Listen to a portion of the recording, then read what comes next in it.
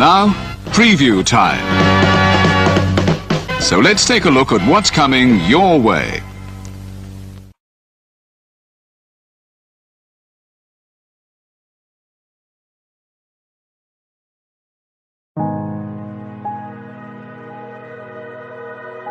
Gary Hebert, the man, the myth, the legend.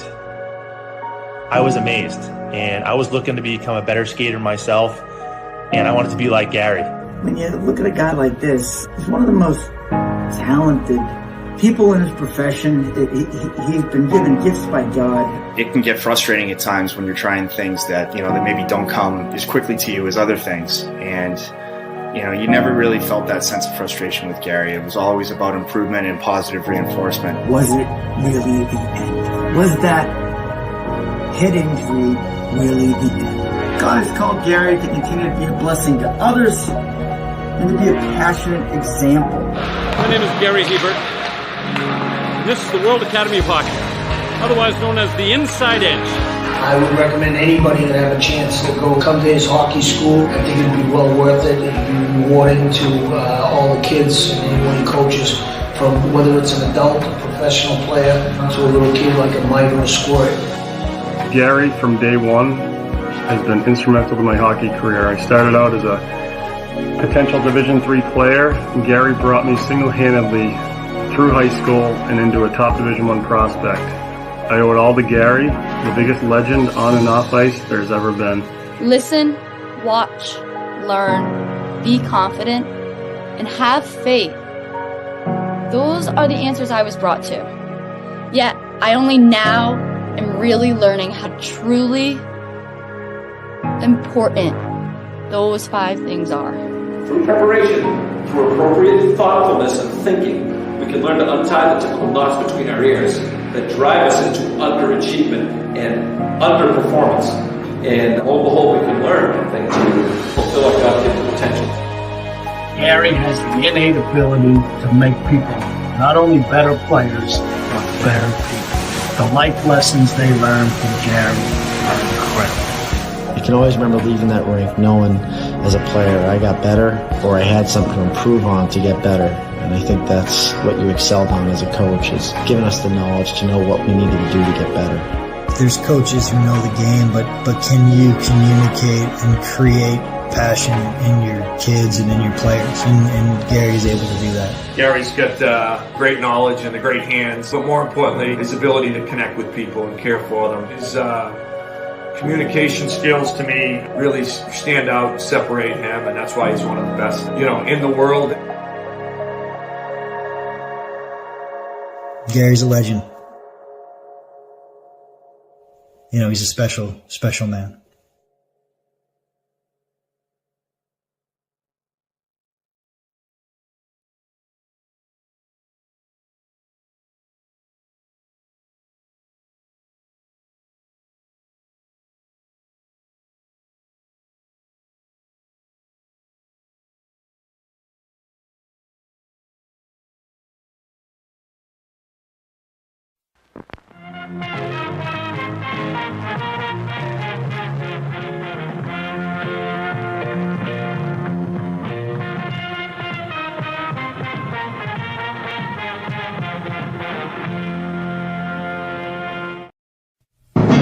The Jeff Meacham Network's Multiverse of Media.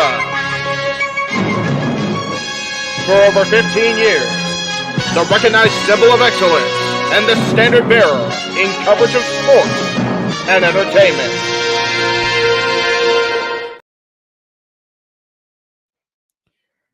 It was during a live World Wrestling Federation pay-per-view 25 years ago today that the unthinkable happened. Owen Hart, a 34-year-old professional wrestler who was dressed as his superhero character, the Blue Blazer, plummeted 78 feet to his death in the middle of the ring. Owen was set to descend via harness and grapple line in true superhero fashion. Unfortunately, the rigging malfunctioned, and he released from his harness, prematurely crashing chest first into the ring post. Owen was an incredible wrestler, a loving man, and a presence that has been sorely missed in the wrestling industry since his untimely passing.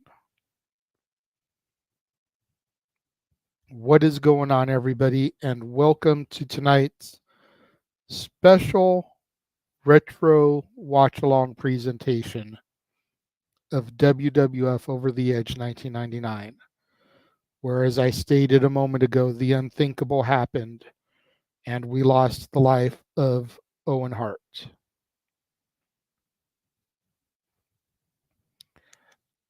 We are taking just a couple of moments before we start everything. We're going to try to start things as close to 7 o'clock Pacific, 10 o'clock Eastern as possible.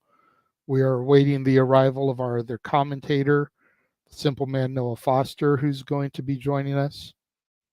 And as some of you guys know, we have opened up a private Discord to where some of you guys can actually view the footage of the event if you've never seen it. It's not on the Peacock network.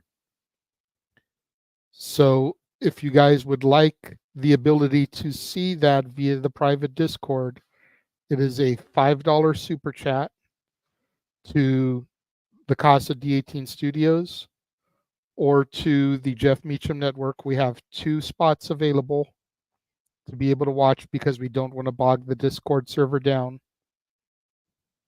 But it's a rarity that we give you guys the opportunity to view stuff because we don't want to get shut down, and copywritten. So we're giving you this very rare opportunity. If you would like to do that, super chat, and we will have the information for the Discord sent to you. I see that you're ready, Wesley. I appreciate that you are eager to jump into this, but let's try to give a few moments. Like I said, we're going to try to wait for the top of the hour. I know the Simple Man is watching TNA Impact right now. That'll be going off the air here in little under 10 minutes. And then he will be coming over, but I wanted to give time for people to find the stream that maybe didn't know about it. Please share the link to the stream across your social medias. Share the YouTube link. Let's try to get a lot of people in here, because while on YouTube you're not going to be able to see the footage, it'll be just like our normal watch alongs. You'll still be able to hear Noah and I react to this. I have seen the pay-per-view once, maybe twice in my life. If I remember correctly, Noah has never seen this show. So this is going to be all brand new for him. All instinctual, guttural reactions to seeing everything play out. Obviously, he knows of the tragedy that befell us that evening. We even have Sunday Night Heat that we're going to be calling to go into it. So I don't know if you have that part, Wesley, but you can go to YouTube. You can find Sunday Night Heat in full. That's where we got the copy of ours from that we're going to be running, and watch that along with, if you don't already have it. And give you guys a few minutes to find that on YouTube as well. Just look up Sunday Night Heat, May 23rd, 1999. And you should be able to find it. It should be the first video that pops up when you guys search for it.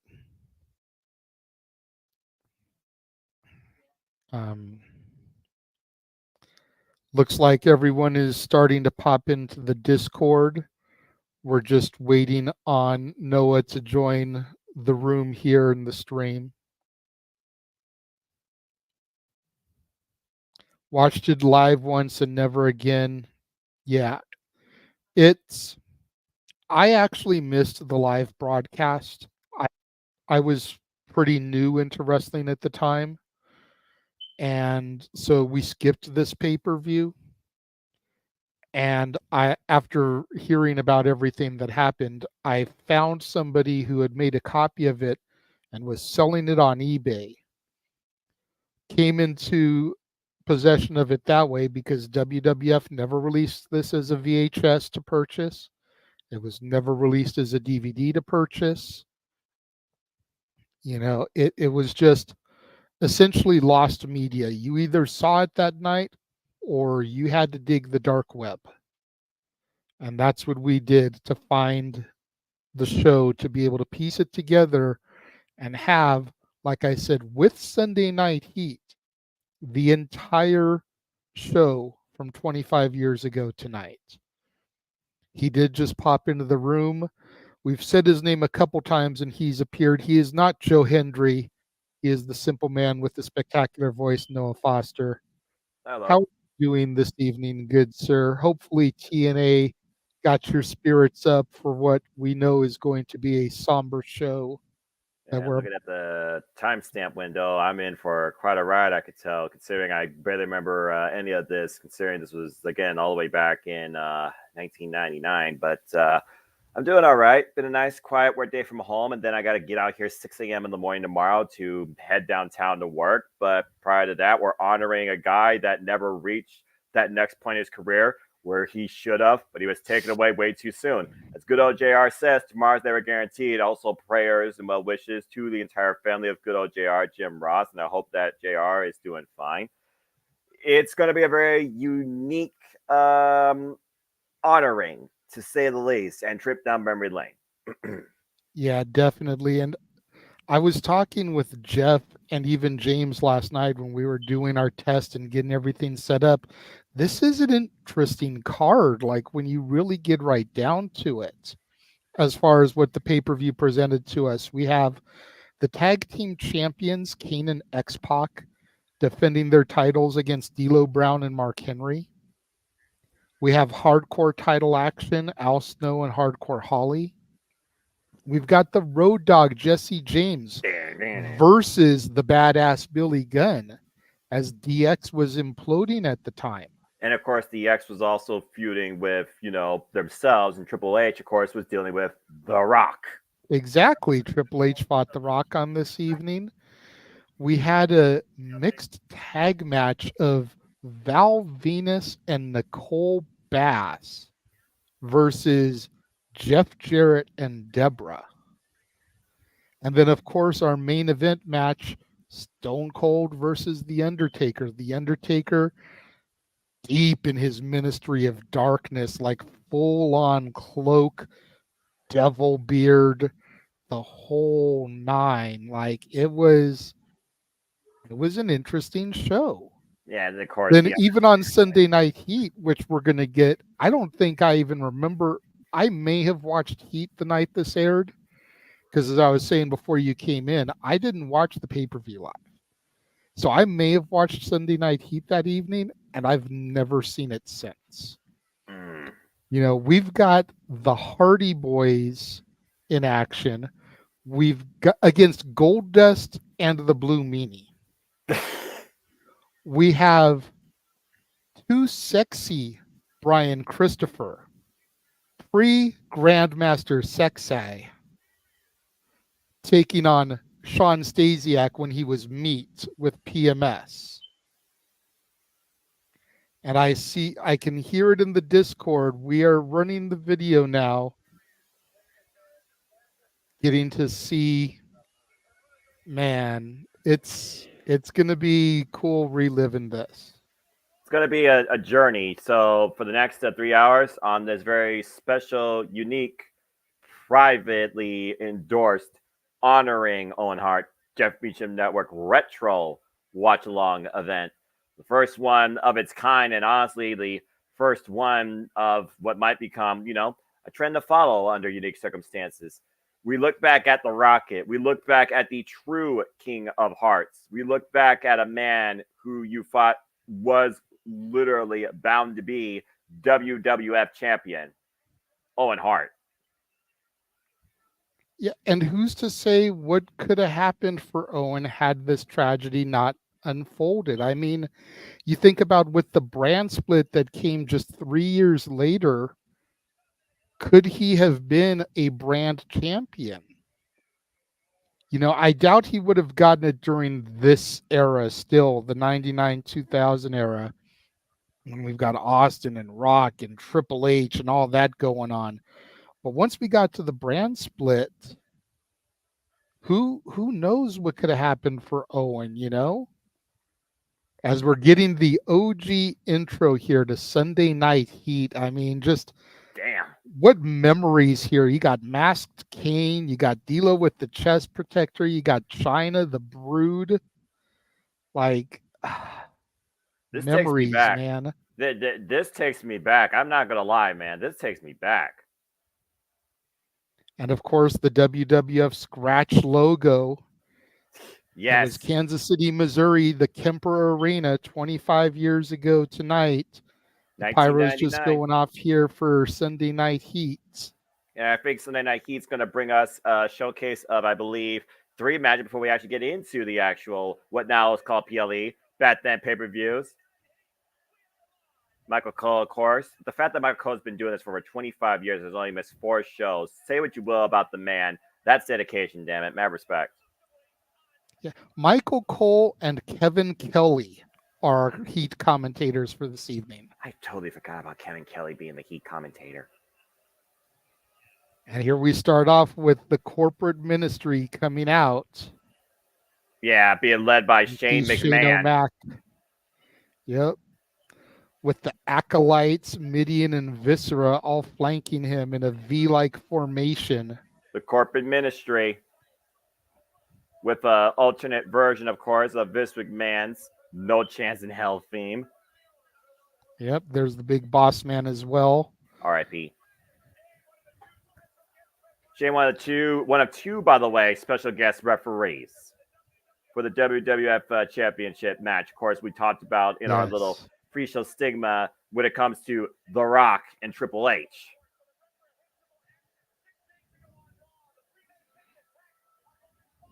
We also, of course, talk about Stone Cold and The Undertaker. We saw during that video package, The Undertaker literally hung by his symbol, laughing maniacally. Yes.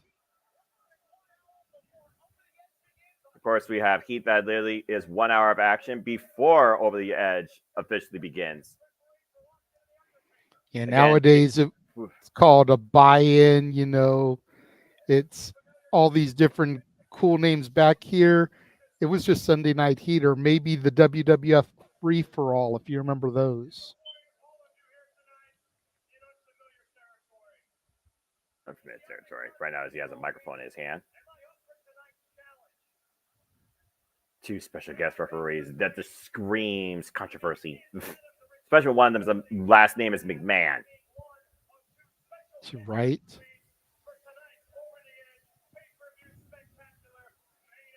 George typing up the main event, which again, like you said, and we talked about, it's Undertaker and Stone Cold.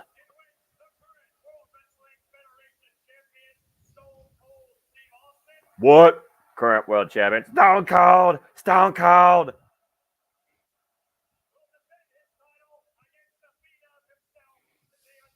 You really think about this, though, when it comes to Undertaker and Stone Cold, this really stems all the way back to the first time we saw that cell face-to-face back at SummerSlam 1998. That's what I think about when I think about, oh, yeah, that's right, this match did happen here. Yep. As Shane's already playing the special guest referee role, making sure Stone Cold throws no tricks. Shane says he's been taking his job seriously, been working out, training in the rain.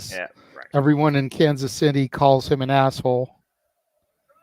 You know, that's fitting. Think about this for a moment, Noah. This was one of those rare moments where Vince McMahon was actually the babyface. Right? Babyface and Vince in the same sentence. It just doesn't seem logical.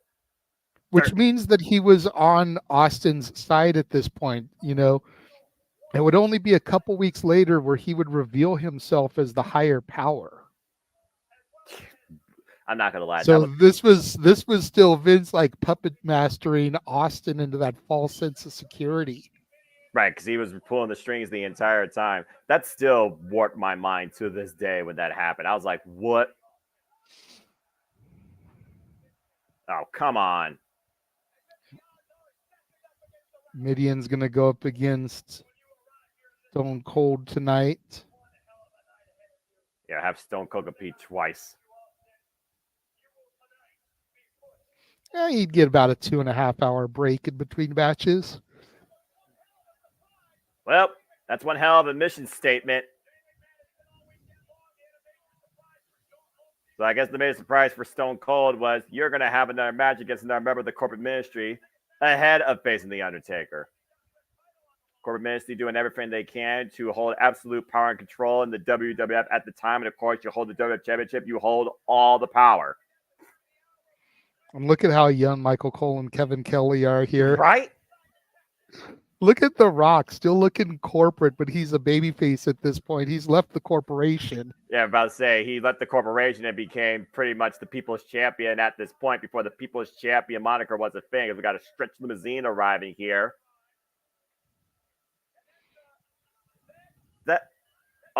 That's Vince McMahon. That's Mr. McMahon himself, flanked by his associates, Patterson and Briscoe. The Stooges. Let's call it what it is. The original Stooges.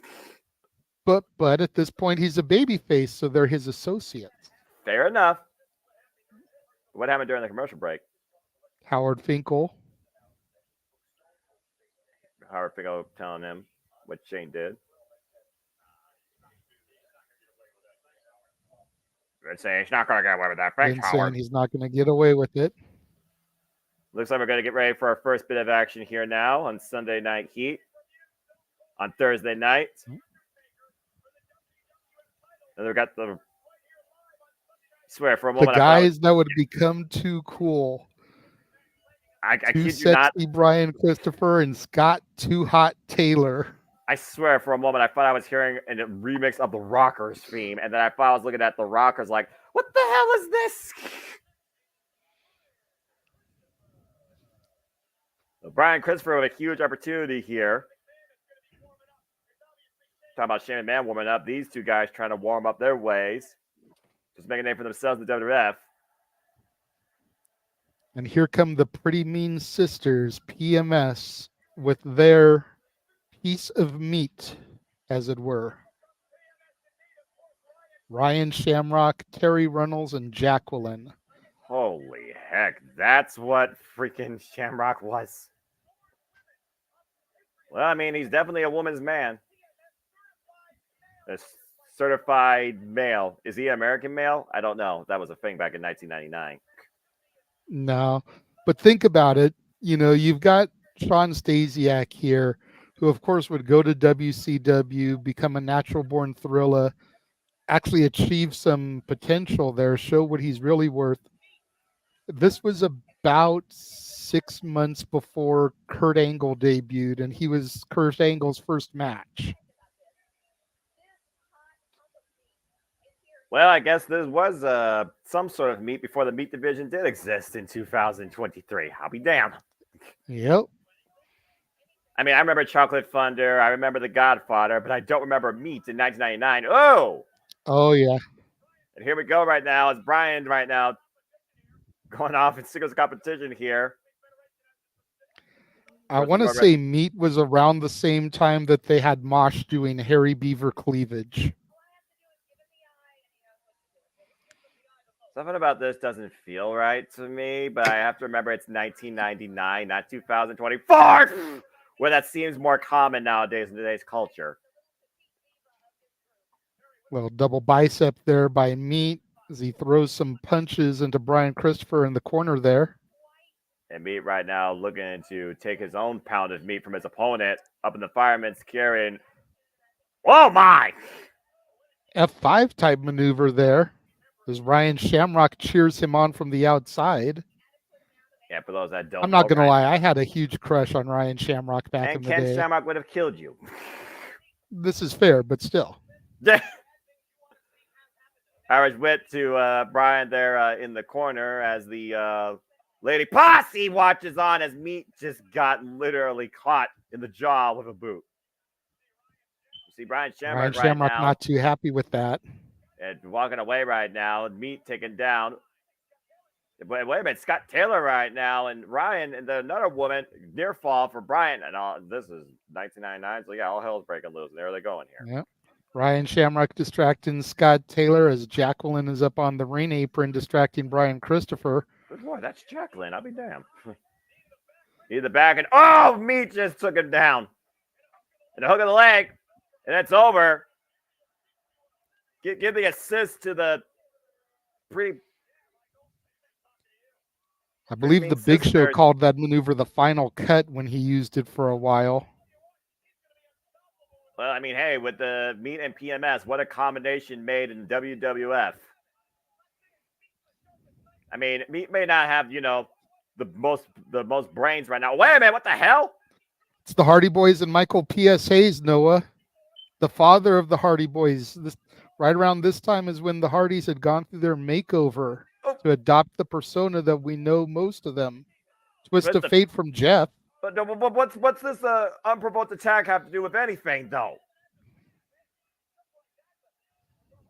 The Hardy Boys have just taken control of the ring and wiped out Rockers 2.0. Clearly, the Hardys sending a clear message. They will not be overlooked. And we go backstage now with Vince McMahon and his associates. I'm sure there's a lot of business right now on Vince McMahon's mind. He's walking with a purpose, as always. So I'm already confused as hell. Again, 1999, Meat and PMS. Why does that just sound wrong together in the same sentence? Well, you have to remember, this was Vince Russo in his prime. Oh. The same man who gave us TNA and a stable called Sex. Oh, so right. Meat, PMS, like this is characteristic Russo here. I'm just saying. I'm surprised. I will defend Vince Russo about a lot of stuff.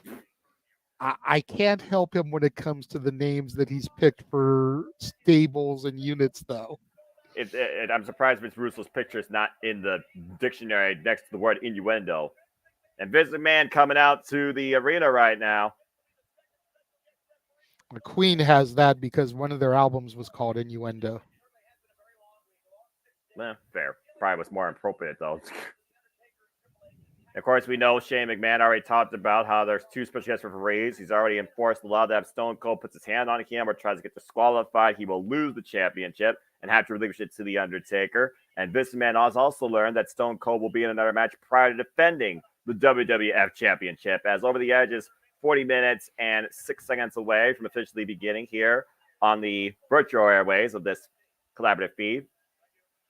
Give or take, because you got to remember Sunday Night Heat had commercials and the commercials been taken out. So that's fair. Uh-oh.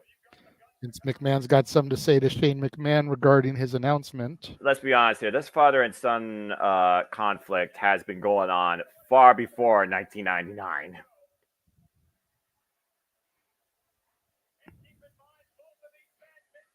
And of course, we also know both Shane these again. Men, they are co-owners of the WWF.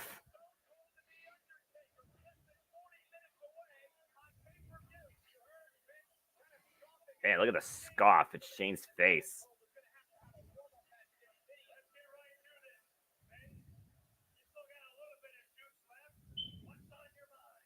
It's on your mind.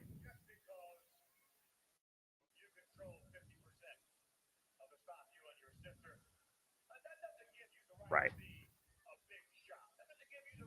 I mean, 50% is 50%, though, to be fair. Then again, I guess if he yields to 70, that's 25%. Screw people's career, screw people's lives, screw people. Gee, where have I heard that before? It's a little bit too perfect coming from Vince, though, isn't it? I mean, like... Yeah. I mean, I'm not trying to call the kettle black here, but...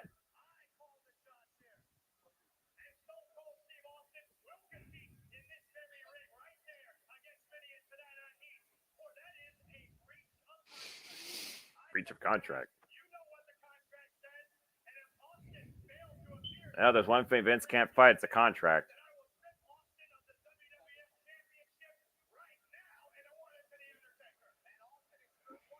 And Austin screw one way or another. The definition of a catch-22. Yeah, The deck is definitely stacked in the Undertaker's favor from this evening. How many times am I going to hear over the edge tonight?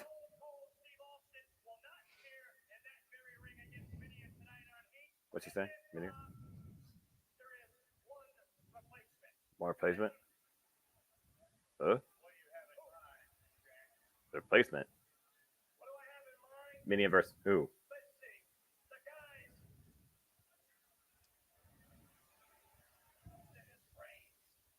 Okay. Damn. What? Vince versus Midian.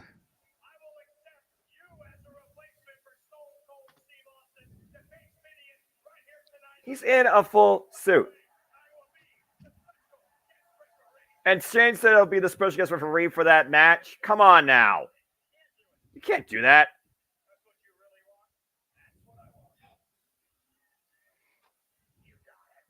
Oh my gosh. Vince just signed a death warrant. That's suicide. What the hell is he thinking? Look at the smirk on Shane's face. Is he thinking? Clearly not. Vince McMahon versus Mania with Shane McMahon special referee. Uh-oh. You want to talk about another guy Rock that's is in the pissed off? building. The People's Champ has arrived at Sunday Night Heat.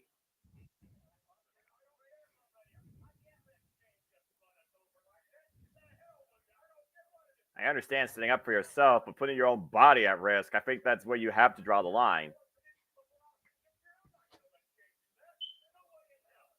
There's nowhere in hell. There's pride and there's being too proud.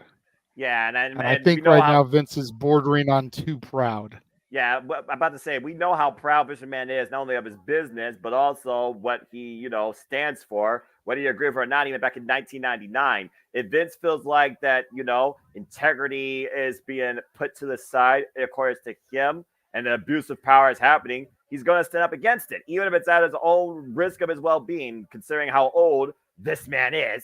But Vince McMahon, he says he's going to lead by example. He's going to teach his son a lesson without laying a hand on him. He's going to do that against Mania while Shane McMahon counts the 3, if he forces him to. And, of course, tension's running high all night, not just with the McMahons, but, of course, tension's running high with The Rock versus Triple H to the come tonight. You see The Rock, of course, with that heavily bandaged up left arm. And, if you look at that render there, you would think that's babyface Triple H and heel Rock. But it's the complete opposite. Well, again, how many times did, like you said, Vince McMahon, Shane McMahon, Rock, Triple H, people A-B went from A-B to B-A in and out of the Attitude Era before the turn of the millennium? Triple H and The Rock, prime example. Fair. That's fair. What's going, Matt? Good to see you joining the chat room. We're doing well this evening, brother. Yeah, good to see everybody, by the way. I hope you're enjoying this special. Again, we're here to honor Owen as we take a trip back in time with the first ever JMN Multiverse of Media retro watch-along event. And honestly, I'm personally down for more of these. If this is a trend that people support and there's other moments in history that we can honor and look back upon. Golly! Definitely something worthy of discussion amongst the multiverse.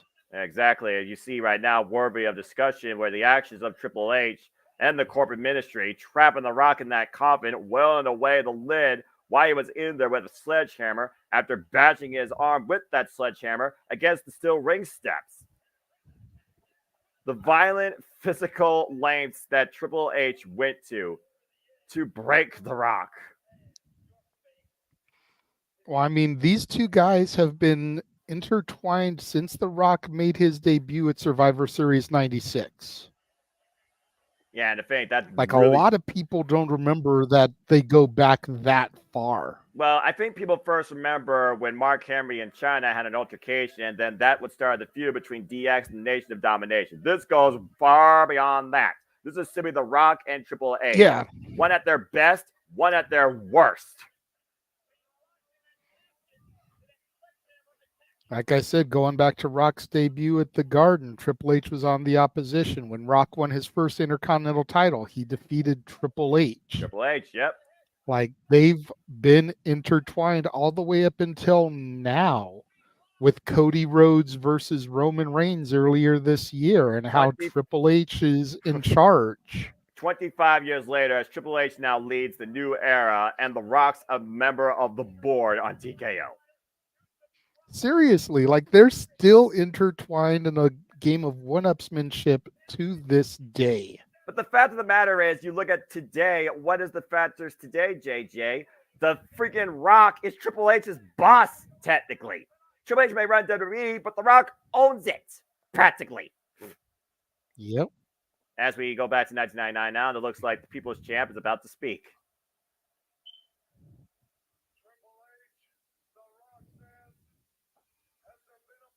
Oh boy.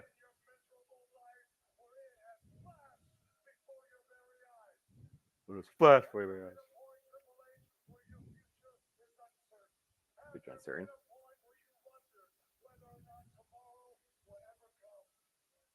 Some of Kind of how about that? prophetic words in retrospect.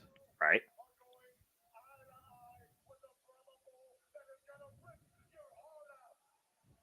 Whip your heart out. Not whip your candy ass, whip your heart out. Okay.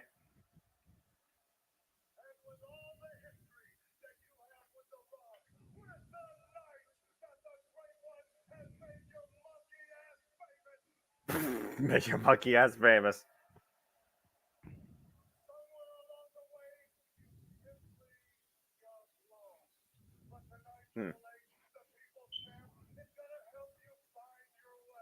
Once lost, People's now Champ's found. going to help him find his way. Hotel, the SmackDown Hotel. Of course, we know SmackDown became a thing because of that phrase.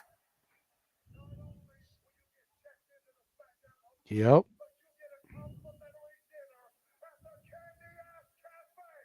Candy Ass Complimentary Cafe. dinner at the Candy Ass Cafe. I forgot about that When one. did that close?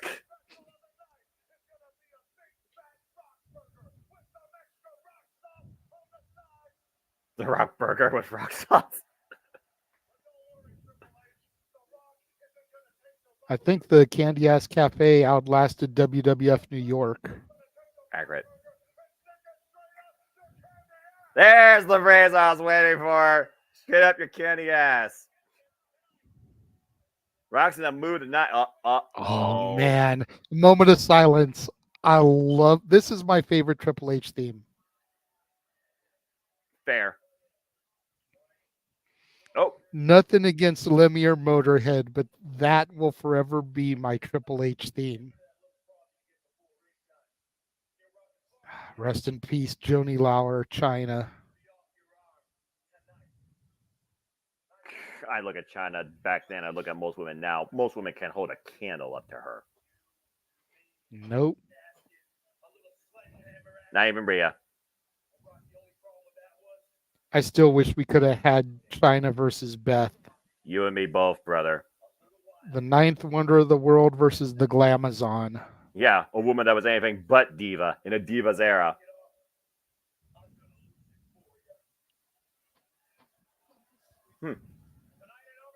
Poignant words by Triple H as he goes one-on-one with The Rock.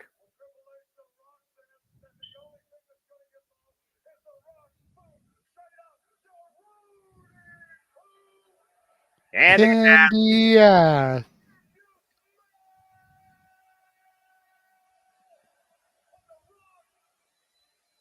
Wait for it. That subtle pause. Yep. Rock and Triple H once again renewing hostilities, looking to take each other over the edge.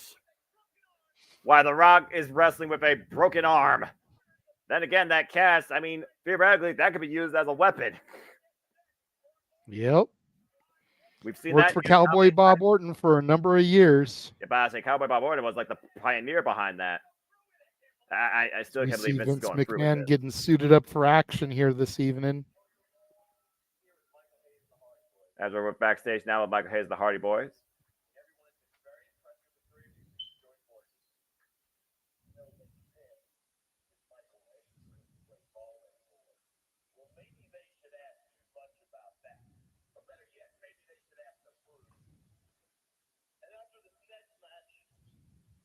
Is that Jeff speaking or Matt? Oh, that's Matt. It's Matt speaking. Yeah, I'm about to say that's Matt. He's got the darker hair. Now, you want to talk about themes. This is the iconic theme, one of my favorite themes of all time, Goldust. No doubt. No doubt. Goldust's theme is low-key a banger. Well, again, Jim Johnson. And we got the Blue Meanie. I'm sorry. I love the Blue Meanie. I can't. Anybody who bases his gimmick off of a Beatles reference is good by me. He even hails from Pepperland. Like, come on. He just embraces the madness, is what I'm hearing. This is a very unique combination, to say the least. I've never seen before. I've seen Goldust, of course, with Terry Reynolds. I've seen Goldust with Booker T. I've seen Goldust with Stardust. I don't ever recall seeing Goldust with the Blue Meanie. Let's go that separate. Oh yeah, that was 1999. It was Goldust and Blue Dust for a while. Blue Dust. Crispy M&Ms. I don't think that's a thing anymore, is it? Anyway. WWF The Music Volume 3, baby. Available at your local Circuit I owned City. that.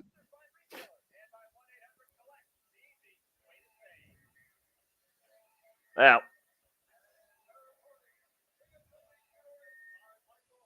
Michael Hayes, Freebird.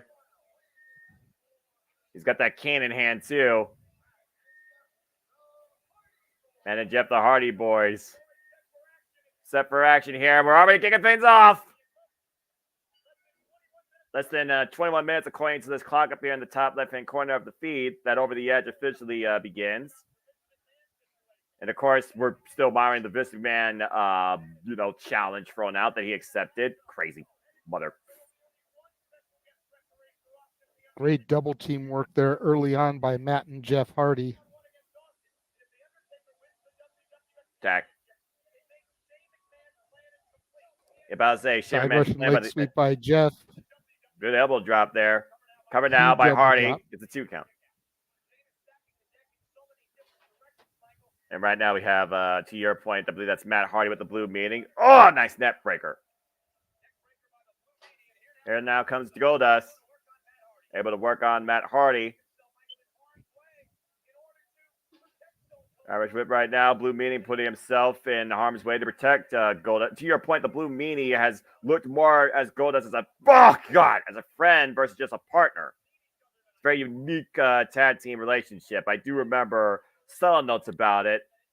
Dustin Rhodes himself. Well, yeah, I mean, it started off as a rivalry, a feud, and then it turned into this almost like a Trish and Mickey stalkerish type of thing that turned into a tag team. It was weird for a little bit, but the Blue Meanie did his part. Well, Goldust and weird, that just sounds as normal as, salt and pepper. Nice drop kick in the cover, hook of the leg. It's a 2 count. Jeff Hardy does on Goldust for great poetry, emotion, synergy earlier. Of course, the Hardy Boys still one of the most well-respected and defined tag teams in wrestling based on their legacy of extreme. Goldust right now in the corner being worked over by Jeff Hardy here. Of course, still the kind of night JMN stacking the deck every way possible to complete his plan to claim the WWF Championship for the corporate ministry and hold absolute control over the WWF. Double leg takedown. And Goldust right now teeing off against Jeff Hardy here. Again, Vince McMahon putting himself in harm's way to literally teach his son a lesson, and he may end up regretting it. We see Goldust here just staying on top of Jeff. Jeff trying to get some separation wherever he can. Finally takes Goldust down to his back. Goes for a pinfall here. Only a 2 count. It gets the shoulder up there. Again, Jeff Hardy isolating Goldust in the middle of the ring. And let's keep this in mind, JJ, while we keep talking about the bigger story here. There are 2 special guest referees for the WWF Championship match, Shane McMahon and Vince McMahon. If Shane succeeds in taking out Vince prior to that, then Shane's the only official for the WWF Championship match. Yep. Just doing whatever he can to continue stacking the deck against Austin. And against his father. And if he could have his father to that for interest, that's a double victory for Shane McMahon. Nice jawbreaker there by Goldust, trying to finally get back to his feet, create separation, coming off the ropes. Oof. Look for that elbow drop, but I think Jeff Hardy just rolled out of the way. Great maneuver there with Great the standing hook in the moonsault leg. there. It's 2 count. You see Michael Hayes trying to fire him up from the outside there.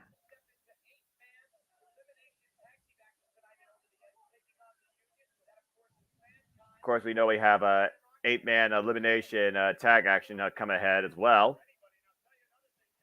Yes, the corporate ministry versus the union. Anybody else remember the union? Even Pepperidge Farms barely remembers the union. Well, you remember one person from the union because you remember Mankind, and then it's like, and then the union was a thing. Yeah, for those of you out there that forget the union storyline, it was basically all members of the corporation that had been wronged and fired by Vince McMahon. So he had Mankind, The Big Show, Test, and Ken Shamrock all came together for this stable. And Goldust trying to put together a plan to make a tag after a ridiculous power bomb to Jeff Hardy, unable to capitalize. Both men down the middle of the ring, though. Critical moment here. Jeff Hardy reaching out towards his brother Matt Hardy. Michael P.S. Hayes encouraging him. Goldust, though, still has a lot more distance to cover, trying to make it a Blue Meaning. There's a tad of Matt. There's a tad of Blue Meanie. Blue Meanie just throwing them shots, taking down the Hardy Boys one at a time. And momentum has completely shifted in this match in favor of Goldust and Blue Dust. I can't believe I just said that. Shots to the midsection now. The Hardys trying to work over the Blue Meanie. The double Irish whip off the ropes. And double clothesline takes down the Hardy brothers. And man, Jeff Hardy in trouble right now. The Blue Meanie picking up speed and momentum. Big splash in the corner to Matt. 335, by the way, Blue Meanie weighs. Put that in perspective, folks. And Meanie looks like he's going for his patented Meanie salt there, Noah. Off the top rope, Matt Hardy in the drop zone, and it connects. This could be at the cover, and Jeff saves the matchup for his team. Of course, Goldust right now coming into the end of the Blue Meaning after Jeff Hardy broke up that pin. And P.S. Hayes trying to get a shot in, but Goldust takes him down. And Jeff flies and wipes Goldust on the outside. He caught Hazler right here and then caught full body Jeff Hardy. And Matt Hardy, the legal man, with a twist of fate to the Blue Meanie. Into the cover. Hook of the leg. The Hardy brothers win this match.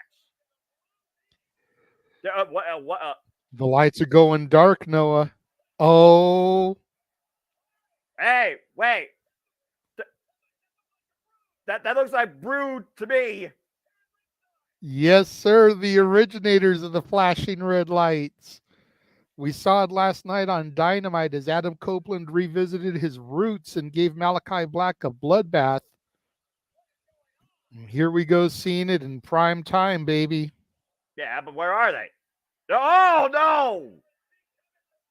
There's a seat coming for Michael Hayes. To your point, the Hardys and Hayes gets a bloodbath. This rivalry heating up between the Hardys and the Brood. After the Hardys apparently got the better of the Brood last week, now we see Shane McMahon backstage hyping up Midian. Yeah, and I just have to point this one thing out because you may have forgotten about this, but I heard you call Matt's finisher the Twist of Fate because that's what we all know it as. But back here, it was called Just Like That. Oh. Michael Hayes originally came up with it because we wanted something that you could hit out of anywhere. Could just come quickly, just like that. That's fair, and I wonder what its original's name was before it became the Twist of Fate, which we all know. Yeah, about to say, I mean, how long have we called it the Twist of Fate? And then at one time when he betrayed his brother was the Twist of Hate. WrestleMania 25, folks. Yeah, I know we all remember that match when Jeff Hardy broke his coccyx. Yeah, as of right now, that match. Yeah, right. As of right now, just like that didn't last long, so we've been calling it Twist of Fate for probably about 25 years. Give or take. But that was the original name of that move, and just thought I'd point it out because I even heard Michael Cole calling it that on commentary there. So yeah, about to say, so it's not just me. And of course, right now they're having up the 8-man elimination match where the Union will go up against the corporate ministry. And Ken Shamrock choking out Shane McMahon. Well, that's nothing new. Yeah, no. I mean, again, when Ken Shamrock's unhinged, there's no stopping that man. And but when isn't Ken Shamrock unhinged? Yeah, right. You see the chaos continuing across Raw as War in and out of the ring, at the ringside area, up the entranceway, in the backstage area. It all comes ahead. This is so weird.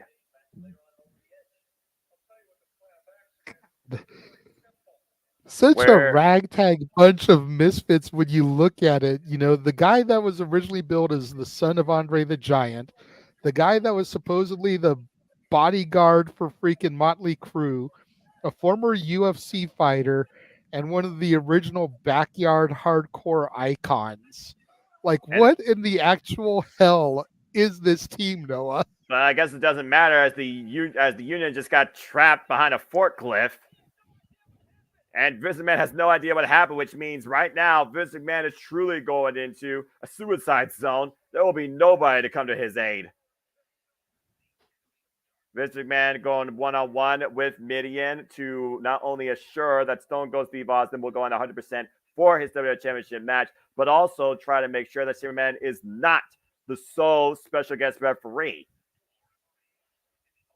2 referees, 1 goal, 1 title.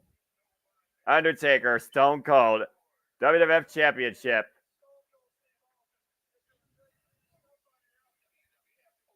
And of course, they're hyping up Over the Edge here one more time. WWF.com. I remember going to that website when I should have. Sponsored by 1-800-COLLECT. I remember that jingle.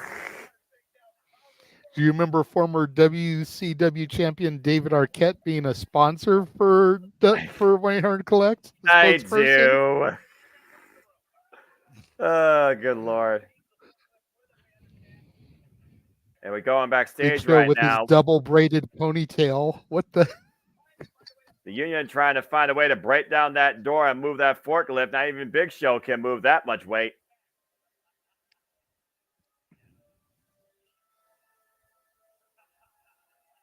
As we go back out to the arena, and we see the corporate ministry once again coming out, escorting Midian.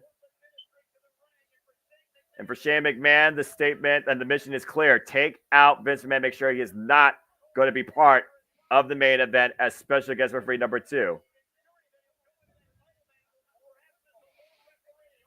Shane McMahon making sure that he does everything possible, not only that he can leave with the WWE Championship, but he is the sole referee that decides that fate.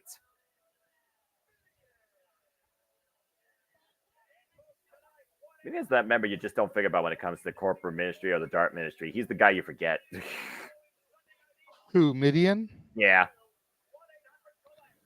I don't know. I remember Midian, but then again, I have a reason to remember Midian because of his Doc Holliday tattoo. I was always fascinated by his Doc Holliday tattoo. Well, at least you got something to actually remember him by.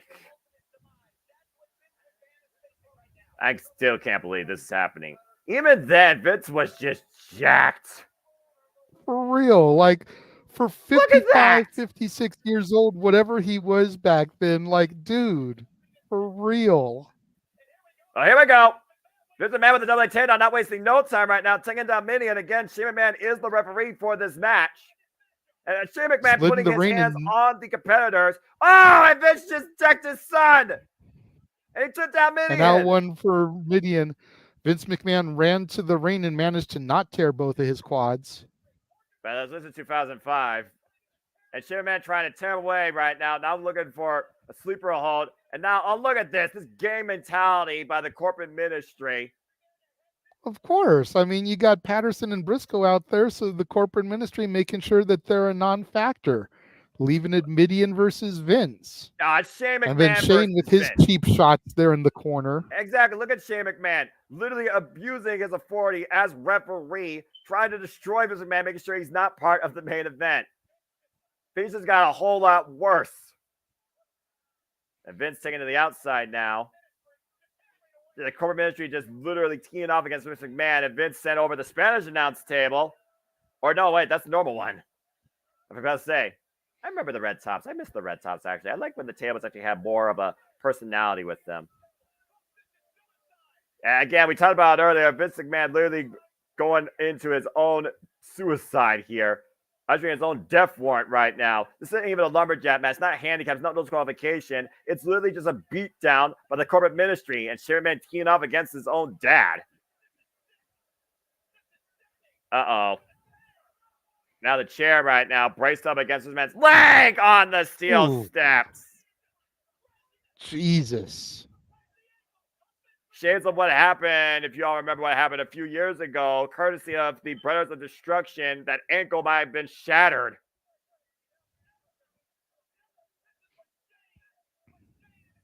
This is what the corporate ministry was all about back then, led by Shane McMahon. Oh, not again. Oh, jeez. I think the corporate ministry just neutralized the second special guest referee. Mission accomplished. This is a man unable to even get to his own feet right now.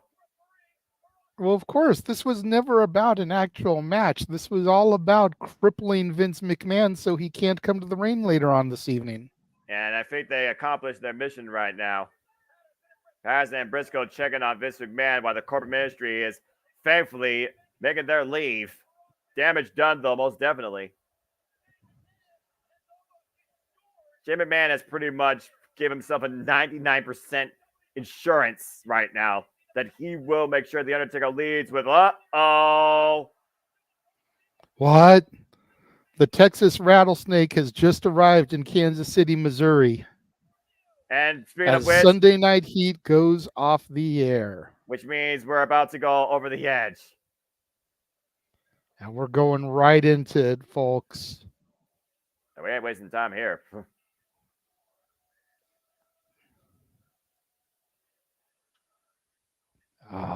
The Undertaker. And then the dog. This was always my favorite version of Undertaker, the Ministry of Darkness Undertaker. I don't remember if I got to see him, though, as this, because I didn't. Because my first show was the night after WrestleMania 2000, and by then he was already on hiatus, and he would come back in May as the biker. Right, American Badass. So I never got to see this version of Undertaker live and in person. Thank you. That's crazy, though, when you think about it. I mean, I've never got to see Undertaker live, but I feel the closest thing Not I at can all? see. No, I feel the closest thing I see to it to this day when it comes to a certain mental warfare and a presence is Malachi Black. And I've seen Malachi Black wrestle Dustin Rhodes one-on-one. Phenomenal match live. Seeing the House of Black live is something crazy. I got to see Undertaker as the biker once or twice during the invasion. And then I got to see him as the dead man against Randy Orton, of course, at WrestleMania 21. And then I saw him at Judgment Day 04 as well. I might have seen him a few other times, but I know those times for sure I saw him. Yeah, and here's another thing about 1999. And really quickly, we are now live with Over the Edge 1999. The pyros are going off. The show is official right now, Noah. As the smoke fills the arena, we're starting to see the sign Stone Cold Call Me, 1-800-COLLECT. And good old JR in the prominent position as he always should be, as he's ready to take us all over the edge. And we are taking everybody here over the edge in the first ever Retro Watch Long event. Welcome everybody to the show. Hello everybody. Once again, I am the Cement Noah Foster alongside of Renegade Wrestling JJ Williams. We take a trip down memory lane in the time capsule, honoring Owen Hart 25 years ago as we take you back to WWF and we go over the edge. Speaking of going over the edge, we saw prior to this on Heat, the corporate ministry over the edge antics, shattering Vince McMahon's ankle, making sure he is not going to take part as the second special guest referee in the main event to come tonight for the WWF Championship. Stone Cold defending the gold against The Undertaker. Speaking of going over It the is edge, time to start off the show with tag team title action, Noah. Yeah, with the definition of degenerates. Classic Titantron, of course. D-Generation's own X-Pac. Before he had Go Away Heat. Yeah, right. Before it was called X-Pac Heat. Yeah. In fact, I want to say that started right around the time he turned on Kane. But it was called X-Pac Heat. Well, considering how much heat. Considering how much heat he got from that, I'm not surprised one bit. There's one thing to say about X-Pac, though. Before X-Pac Heat was a thing, X-Pac is one resilient, dynamic in-ring competitor. And to your point, defending the WWF Tag Team Championships here tonight at Over the Edge in our opening contest. Uh-oh. And that subtle red ambiance can only mean one thing. Big Red Machine's about to make his way into the building. Oh my! Coming through Hellfire and Brimstone, Noah. OG Kane. Yeah, it's only JR would usher him in. God. Very unique tag team. The first definition of stringed bedfellows before the rock and sock connection. Got Howard Finkel, of course, as the ring announcer. Again, what I loved also about these shows back then, the theme songs were not pop garbage, and the shows actually had a physical dynamic in appearance. Just saying. Anyway. Laying the belt down, raise the arms. Oh! And Heat fades up. And Jerry the King Lawler. Jerry and JR, the commentary team for me for life. Don't care what anyone says. And here comes bobblehead D'Lo Brown. Yep. Accompanied by Ivory. With Ivory, man. Whoa. Yes. JJ, you all right, brother? Ivory and... I forgot about this. I forgot that she ran with them for a little bit. About to say, she ran with the Nation of Domination for a little bit. Of course, D'Lo Brown, also former European champion, but of course, it's for the WWF Tag Team Championships.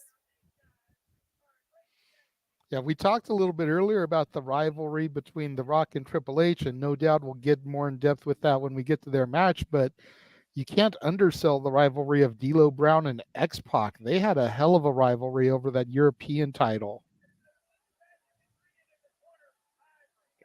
You got Mark Henry there, aka Sexual Chocolate, as he was known at the time. Mark Henry, the world's strongest man.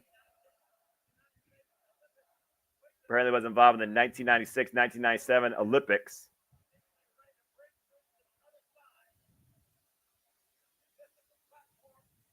And right now we're going to see which team members start on each side.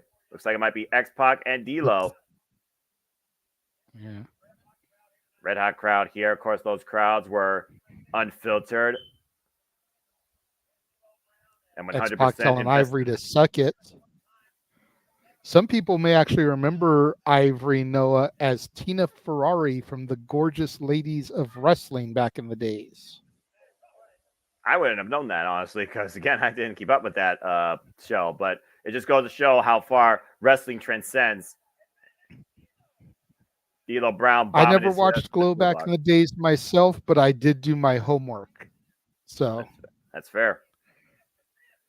Again, I remember discovering about her when the internet first became a big thing. I was say I didn't know what homework was or the internet practically was back then. I was only 7 years old. That's fair. That's fair. I was 22 at this point. You were far more wise. I would have turned 23 in August. So there you go. D'Lo Brown catching X-Pac in the side headlock right now. Controlling his opponent, keeping him close to his body, center of the ring. D'Lo without that chest protector. Yeah, about to say, he doesn't have that chest protector with him anymore, so you wonder that was a deficit. How long he was able to get away with that nonsense. Well, he was one of the most prolific European champions because of the use of that. Great escape there by X-Pac. Yeah, using Timmy White to his advantage, goes into a nice Steamboat-esque arm drag. And D'Lo Brown right now regathering himself and talking strategy with Mark Henry. An age where cell phones weren't really a thing, but signs were. Oh, gosh, that right jacked X-Pac's jaw. Another shot right there, X-Pac, dropping into his knee. D'Lo Brown teeing off against him. Nice power slam there by the former WWF European champion. Off the ropes, D'Lo Brown takes X-Pac again with the shoulder block. And the drop down, D'Lo Brown picked up speed. X-Pac looking for another arm tip toss. Up and over, though. Catching D'Lo Brown, hooking him up. Great athleticism there with the Nice backdrop side belly to back there. Sitting back heel kick, follow up. It is well and away. D'Lo set up in the corner. You know what's coming here, Noah. It's time for a X-Pac looking for that Bronco Buster, but D'Lo had it scouted. Yeah, thankfully D'Lo had it scouted. I'm about to say. D'Lo checking in with Mark Henry, who, if you notice, has no ring gear. He's just wearing a black shirt and jeans. Yeah, he looks like he's there Mark to be Henry didn't really wrestle a whole lot back at this point. Well, apparently, he was an I thought attraction. he was just there to enforce stuff, not compete. But here's a whole different story now as he's tagged in. The 400-pound Mark Henry, sexual chocolate, as he was called back then. Uh-oh, wait a minute. Oh, boy. Tag to Kane. It's about to be monster versus monster here, Noah. Now, business just picked up. Kane with a big right hand, jacking Mark Henry, trying to take Mark Henry off his feet. 325 pounds on Kane, 400 pounds Mark Henry, 75-pound weight differential here. You can almost look at a 2-inch height differential, though, between the two competitors. X-Pac, of course, got to be careful, though, not to be disqualified. Same for D'Lo Brown. Both men have to remain in the corner, holding the tab ropes. Irish whip reversal by... Oh, man! A big splash by Mark Henry to Kane. Off the Irish whip. And Mark Henry right now just continuing the onslaught against the Big Red Machine in the corner. Up to the Reds 5 count. Bring him to the other side. Look at the strength. My God. Great gorilla press slam here. The strength of the world's strongest man. You don't call it the world's strongest man for no reason. Ivory approved. Came right back up, though, to his feet. And runs for Mark Henry with a clothesline. Another one. Again, both these men right now just trying to prove who truly is the alpha. Doesn't need the clothesline. Came once again. Big drop kick takes Mark Henry down. Huge drop kick from the agile big man there. And I was actually coming a leg drop across the throat. We talked about X-Pac and his athleticism and his agility, so clearly Kane has taken some pointers from his tag team partner. Kane looking for the choke slam while Mark Henry immediately goes to his corner and tags D'Lo Brown in. Almost as he was running away. Gotta wonder though if D'Lo Brown wants anything to do with Kane. And, I mean, I do wonder if Mark Henry though at that time could be chokeslam. I've seen people chokeslam through the ring during the Attitude Era, of course. Paul White. For those that don't know, Big Show. D'Lo wants no part of Kane, and I don't blame him. Yeah, I'm about to say, you realize the disadvantage he has right here against this monster, right? Staggering Kane, who refuses to move. Of course, and these shots just having ill effect. Big right, kicking up and over. D'Lo lands on his feet, and D'Lo up the ropes again. Doesn't hit the clothesline, trying to pick up speed, and Kane takes him down with a single boot. Not much you can do against that. D'Lo Brown once again going face-to-face with Kane. Now caught in the double goozle, hoisted up. Oh, my Lord. Overwhelming power of Kane driving him to his corner. X-Pac right now, I think he's literally encouraging Kane to continue this punishment. And why wouldn't you? Well, of course, trying to get his partner to set D'Lo up for him. He missed it earlier, going for those gut kicks, back kick. Again, great combination offense here. Oh, my! X-Pac with another incredible spinning kick. Takes Mike Henry off the apron, though. And again, took his eyes on the opponent for a single second. D'Lo Brown able to capitalize. Hard Irish whip now into his opposing corner. D'Lo thinking an injury right now. Mark Henry. Oh, no. Mark Henry paying dividends there, dropping X-Pac and then crotching him on the turnbuckle post. D'Lo Brown right now taking advantage of Mark Henry's work. Good scoop slam there. D'Lo going for his leg drop there. A little bit of a flashing leg drop of sorts. Again, WWF Tag Team Championships are on the line, though. Let's keep in mind, even back then, titles could only change hands via pinfall or submission inside the ring. Tag to Mark Henry. This is a big turning point here right now for the challengers. That shot just cleared X-Pac to the other side of the ring.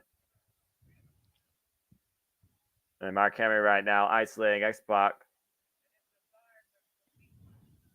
Of course, we know the desire to compete in the ring in the WWF, to thrive in the WWF. We know how much that holds on X-Pac here, especially with his time with Kane.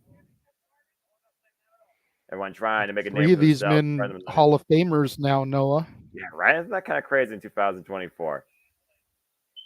And one's also a politician. The only man not in the Hall of Fame is D'Lo. And Mark Henry right now. Oh, God!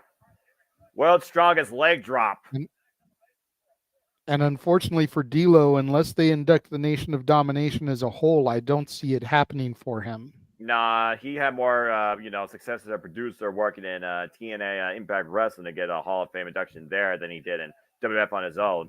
Big splash miss by Mark Henry as X-Pac's able to roll out of the way, save himself from certain destruction, and creating an opportunity right now to try and bring his partner back into the equation.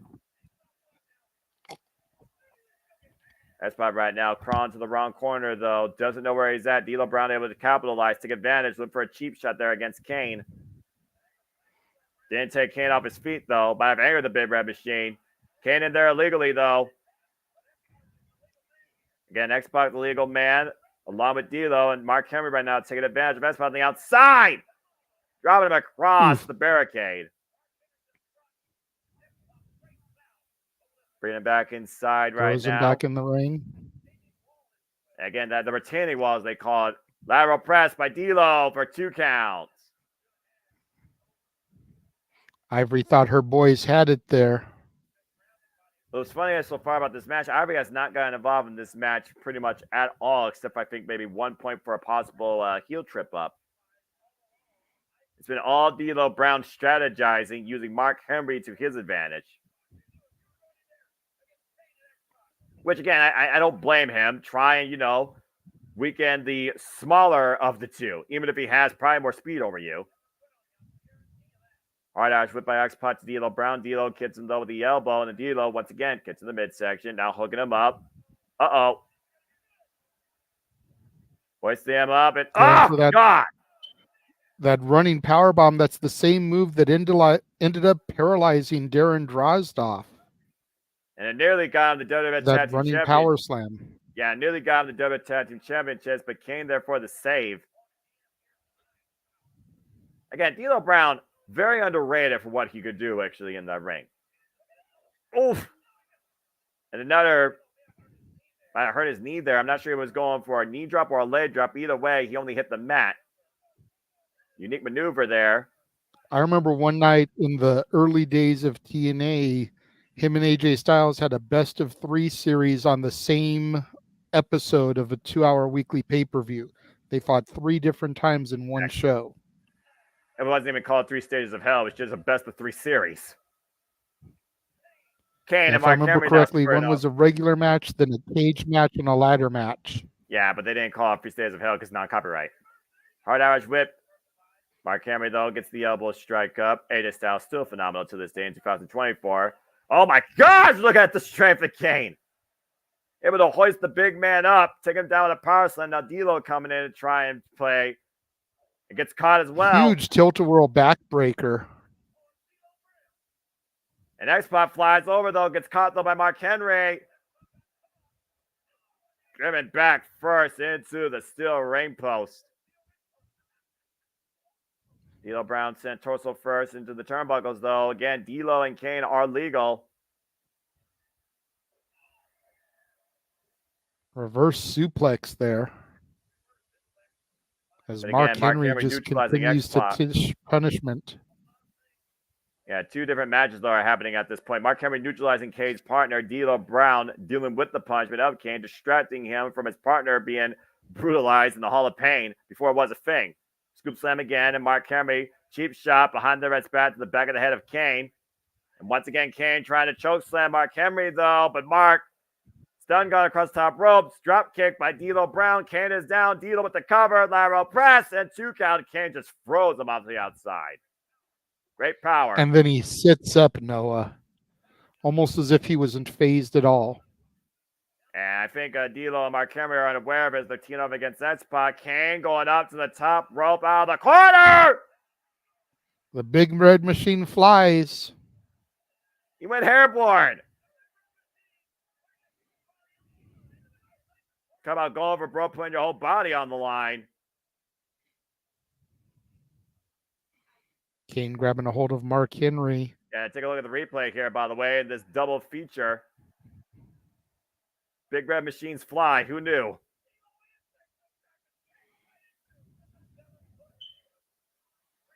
Seven-foot, 320-pound missile flying at you with the clothesline. Wipes out Mark Henry, middle of the ring. Here's the cover to retain, and D'Lo with the save. Big axe handle to the back of the head of Kane. And this tag team title match, our first match, by the way, folks, will continue. This is quite a way to kick off the official match. Yeah, right. Yeah, for real. X-Pac and Kane once again taking control, and I think X-Pac's looking for what you're trying to call earlier, and oh, no! Bronco Buster on D'Lo. Bronco Buster in one corner, Mark Henry and Kane finding the other corner. Mark Henry taking down the big red machine for now. And a big splash by Mark Henry to the back of X-Pac while he was bronco-laying D'Lo Brown, the safest way I could put it. Came back up to his feet, though, once again. Got his hand hooked around Mark Henry. Hoisting him up. Choke slam to the world's strongest man. Kane with the cover. And they retain. Good gosh, what a freaking opening contest. For real, right? Yeesh. And on the surface, when you first hear this match is happening, you think this should be an easy victory for Kane and X-Pac. But like you said, a hell of an opening contest here. A very aggressive back and forward matchup here where Kane and X-Pac in the end put down D'Lo Brown. Mark Henry retained their WWF Tag Team Championships. Take a look at this, though, by the way. The height. Mark Henry laid out, plants it flat with that choke slam. The 400-pound mass of Mark Henry crashing down to the canvas.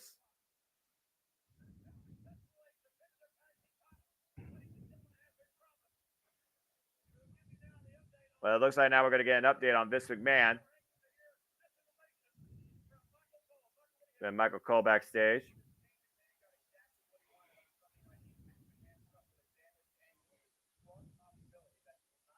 Damage angle, strong possibility.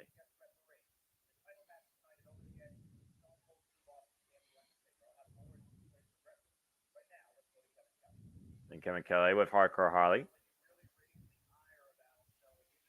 What everybody want?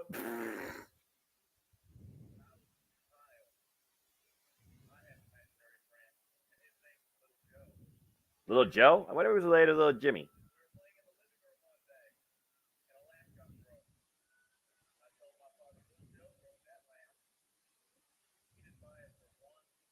Gee, I wonder why.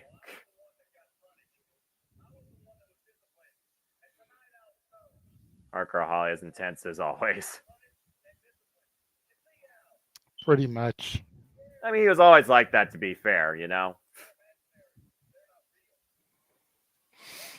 I'm not gonna lie. I I mostly don't know played as what it is Hardcore about Holly. Holly. I was never a big Yeah. was never a big Hardcore Holly fan. He was okay.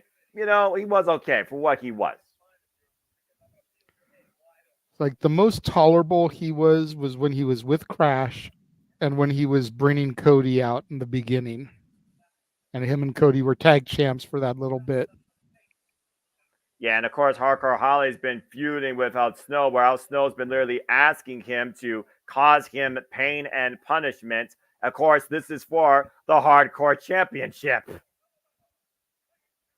I mean, we've seen these guys literally fight to rivers, dirty waters, streets in the middle of the rain and winter. And it's like Al Snow just wants more and more and more of it. Some of the best stuff I ever saw were the matches these guys had in that early Hardcore era. Al Snow giving Bob Holly a snow plow in the snow. Right. The two of them fighting in the Mississippi River at the St. Valentine's Day Massacre. Just insanity. Yeah, it was anarchy before anarchy in the arena was a thing, and hardcore was the original anything goes environment. Hey, what does everybody want? What does everybody want? I'm not gonna lie, I kind of got behind the gimmick, but I never got ahead. Al Snow's a likable. When once I was a wee lad and I was early in my wrestling career, I had a mannequin head that had "help me" written backwards on it, just like Al Snow. Oh, good Lord. I did not talk to it. It did not talk to me. But as a wrestling fan who was new into his fandom, how could you not get a hold of a mannequin head and then write "help me" on it? What? That's not mannequin head. That's Pierre. That is So his deer head, Pierre. Deer head Pierre. Okay, well, bell rings are underway. Al Snow was not right, folks. I'm just going to say it for record. Al Snow was never right in the head. I guess what happens, though, when you I believe JR used to describe him as, quote, goofy as a pet coon. Yeah, that's one of those vintage lines that I won't, try and Control-C, Control-V, because there's only one good old JR. And, oh, man, big body drop by Al Snow, though. Unorthodox as he may be, he actually is quite effective when he actually does wrestle in that ring. The only deer I ever cared about wasn't a deer, was a moose. His name was Bullwinkle, all right? I used to watch that when I was a wee lad. But I never talked to him. Rocky, watch me pull a rabbit out of my hat. Gosh, Bullwinkle. Again. Lord. Oh, my gosh. TV was so much simpler when I was once a wee lad. Whatever happened to those days? Right. Damn it. We grew up. Well, some people did. Some people still have yet to figure out what that is, but I'm not trying to put anybody under the bus. If you know who you are, then you know who you are, and I'm not sorry for what I said. Both these men being the hell of each other. Alrighty then. Hard Irish. Big Irish whip sending Hardcore Holly into the steel stairs. Look, I'm just gonna be real, all right? If the friggin' PTC was a thing back then, and they were as strict about WWF's violent attitude nature prior to the 2000s, they were in 1999, then I could literally go right to censor on anybody's ass here in 2024. Well, I remember that the PTC actually made a big deal about Al Snow's action figure back in the day. Because there was a 2-pack of him and Holly with head in between them. And their whole thing was that, a severed woman's head in between two men. Yeah, context was clearly looked like they were promoting domestic violence. Yeah, context clearly wasn't a thing when it came to the WWF back in 1999 or their marketing strategies. We got a fire extinguisher. I think that, by the way, was a giant cookie sheet that he wailed over Al Snow's head earlier. I wonder if Hardcore Holly knows how to use that thing. Remember, it's PASS.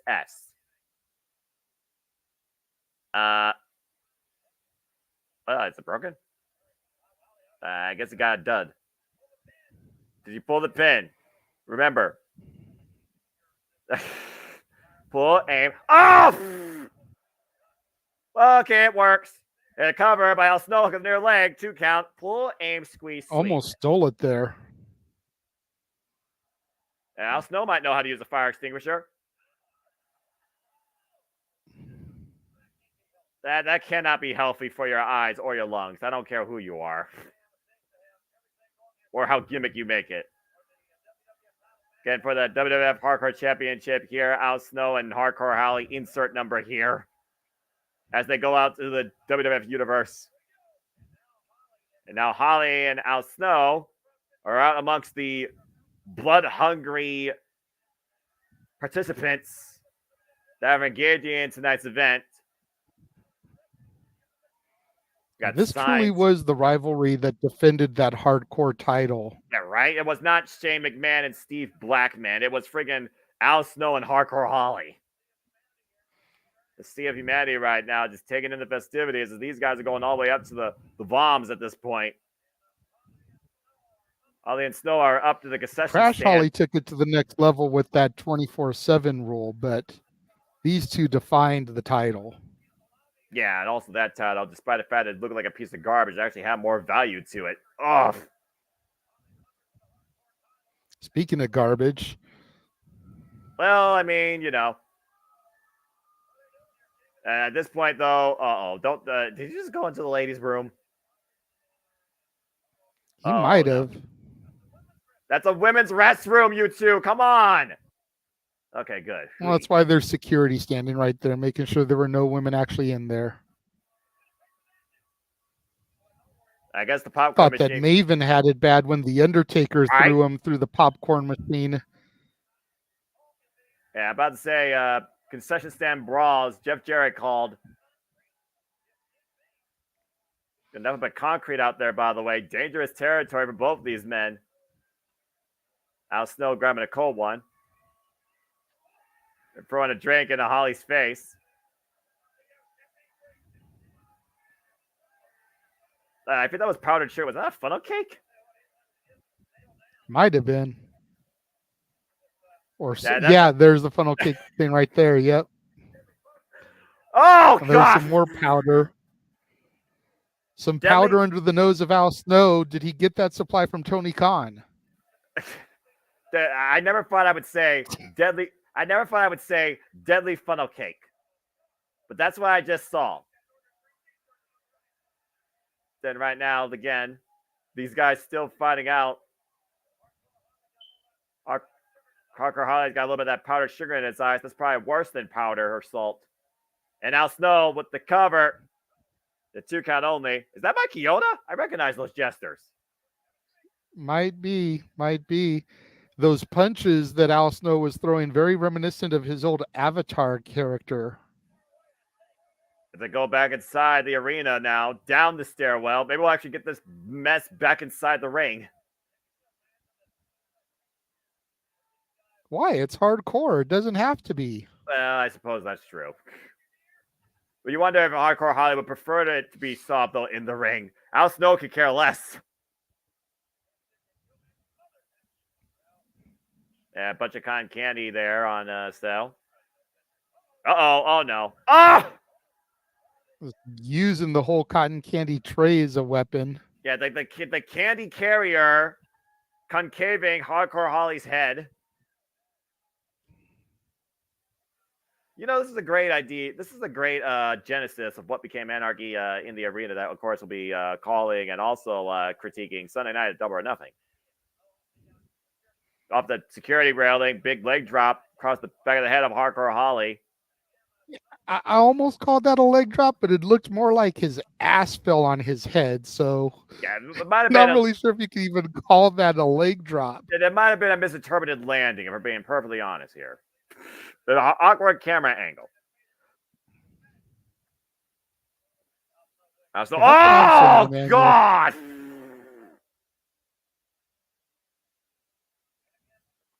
And I don't think Hardcore Holly is going to get ahead after that.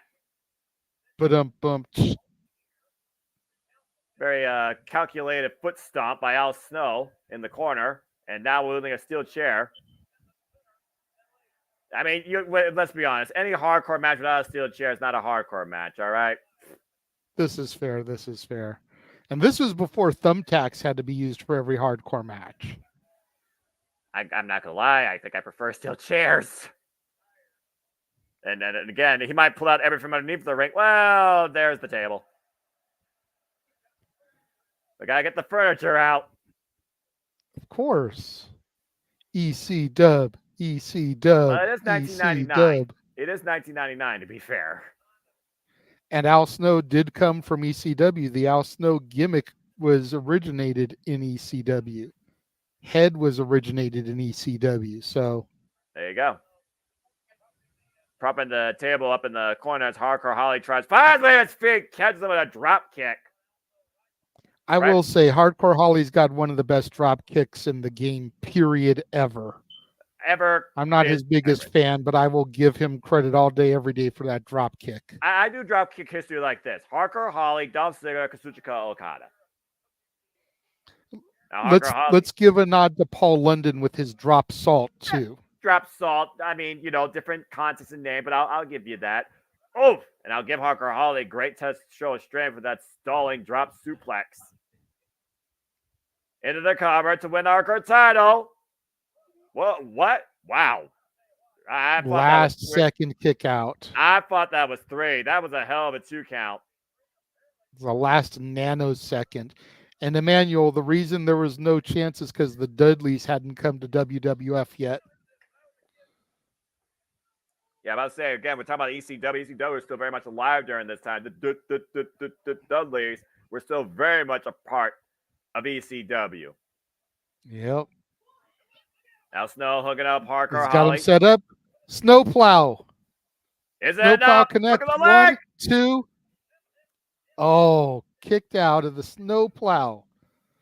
Another Al near Snow's fall. finishing maneuver, Noah. Yeah, about to say near fall now for both men. I think both men have used their finishing maneuvers at this point, and neither's got the job done.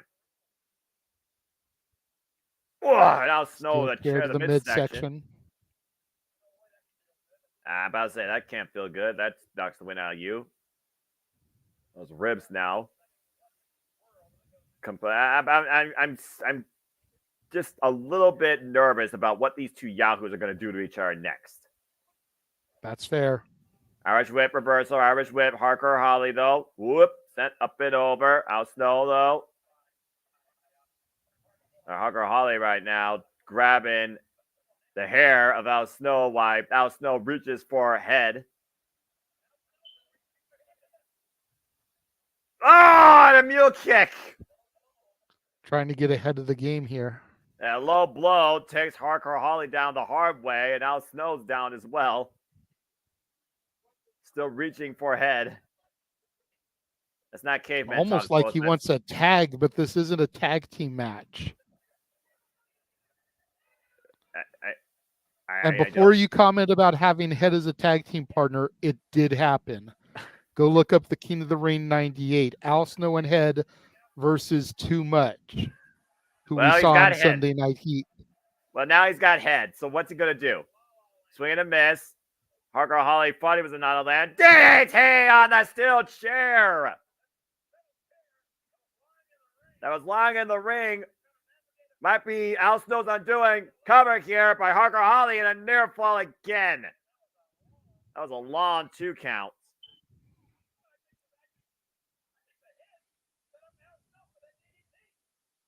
I almost wonder, looking at Head and Al Snow's relationship, was Head worse for Al Snow versus more beneficial? I mean, that's a debatable topic there. That's a debatable topic. We see Hardcore Holly setting the table up, getting it out of the corner there. I hurt JJ's brain with that question. You did because, and I almost went to Andre Chase. It's definitely not a teachable moment, but it is a debatable topic there. In the vein of teachable moments. There's some moments though that have no rhyme or reason. I'm just saying. And some classes that you got to sit in the head of to get a head. Oh, man. But right now, I'm wondering who's How going to many get more ahead head puns here. can we get in here? Well, right now, we'll see what happens here. Al Snow able to slip out of the back door. Now hooking up Hardcore Holly. Planting and powerbomb through that table. And falls face first in the cover. And Al Snow retains.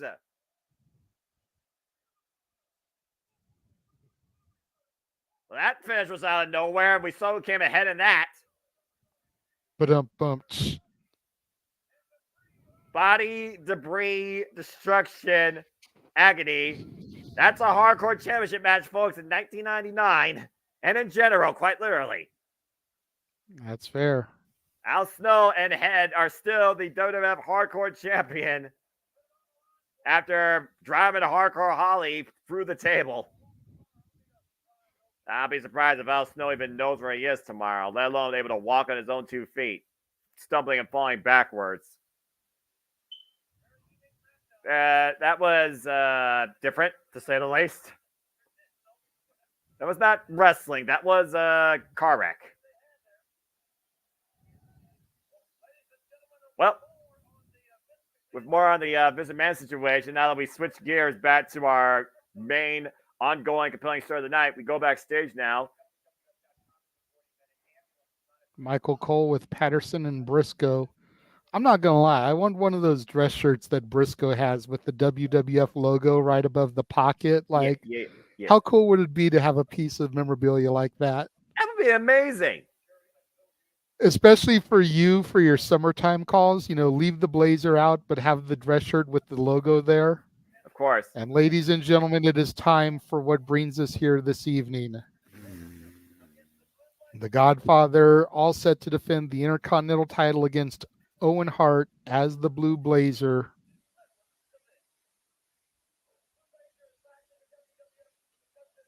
Yeah.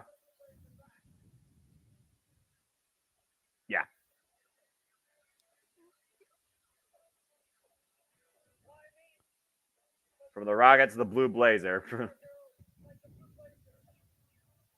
Blazing his way for the WWF.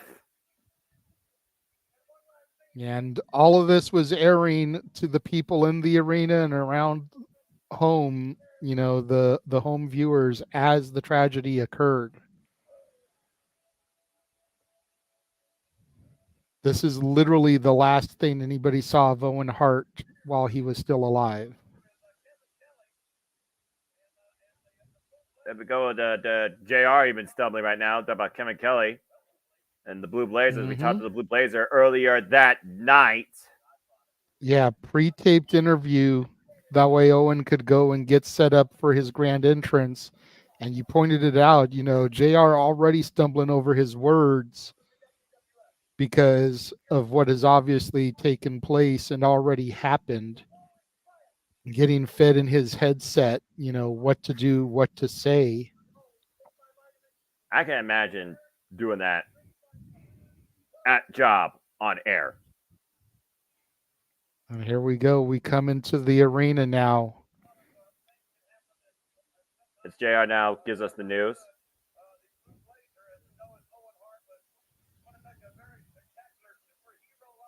Owen Hart found the Raptors.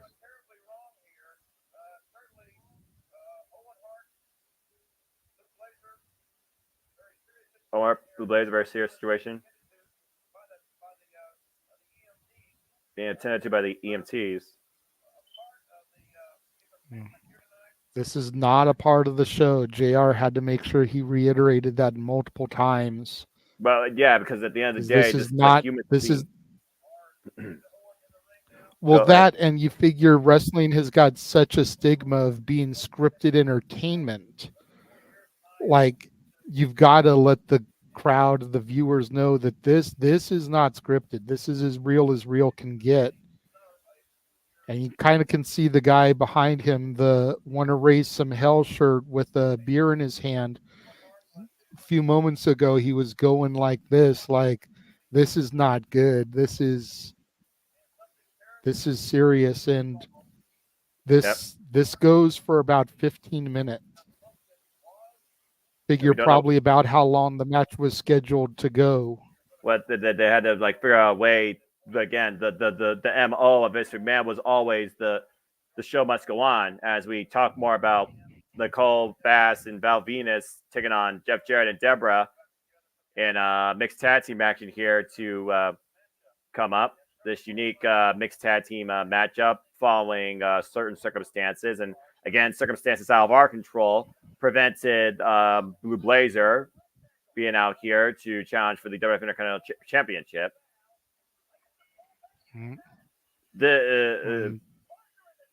Throw into this video package right now while they try to figure stuff out.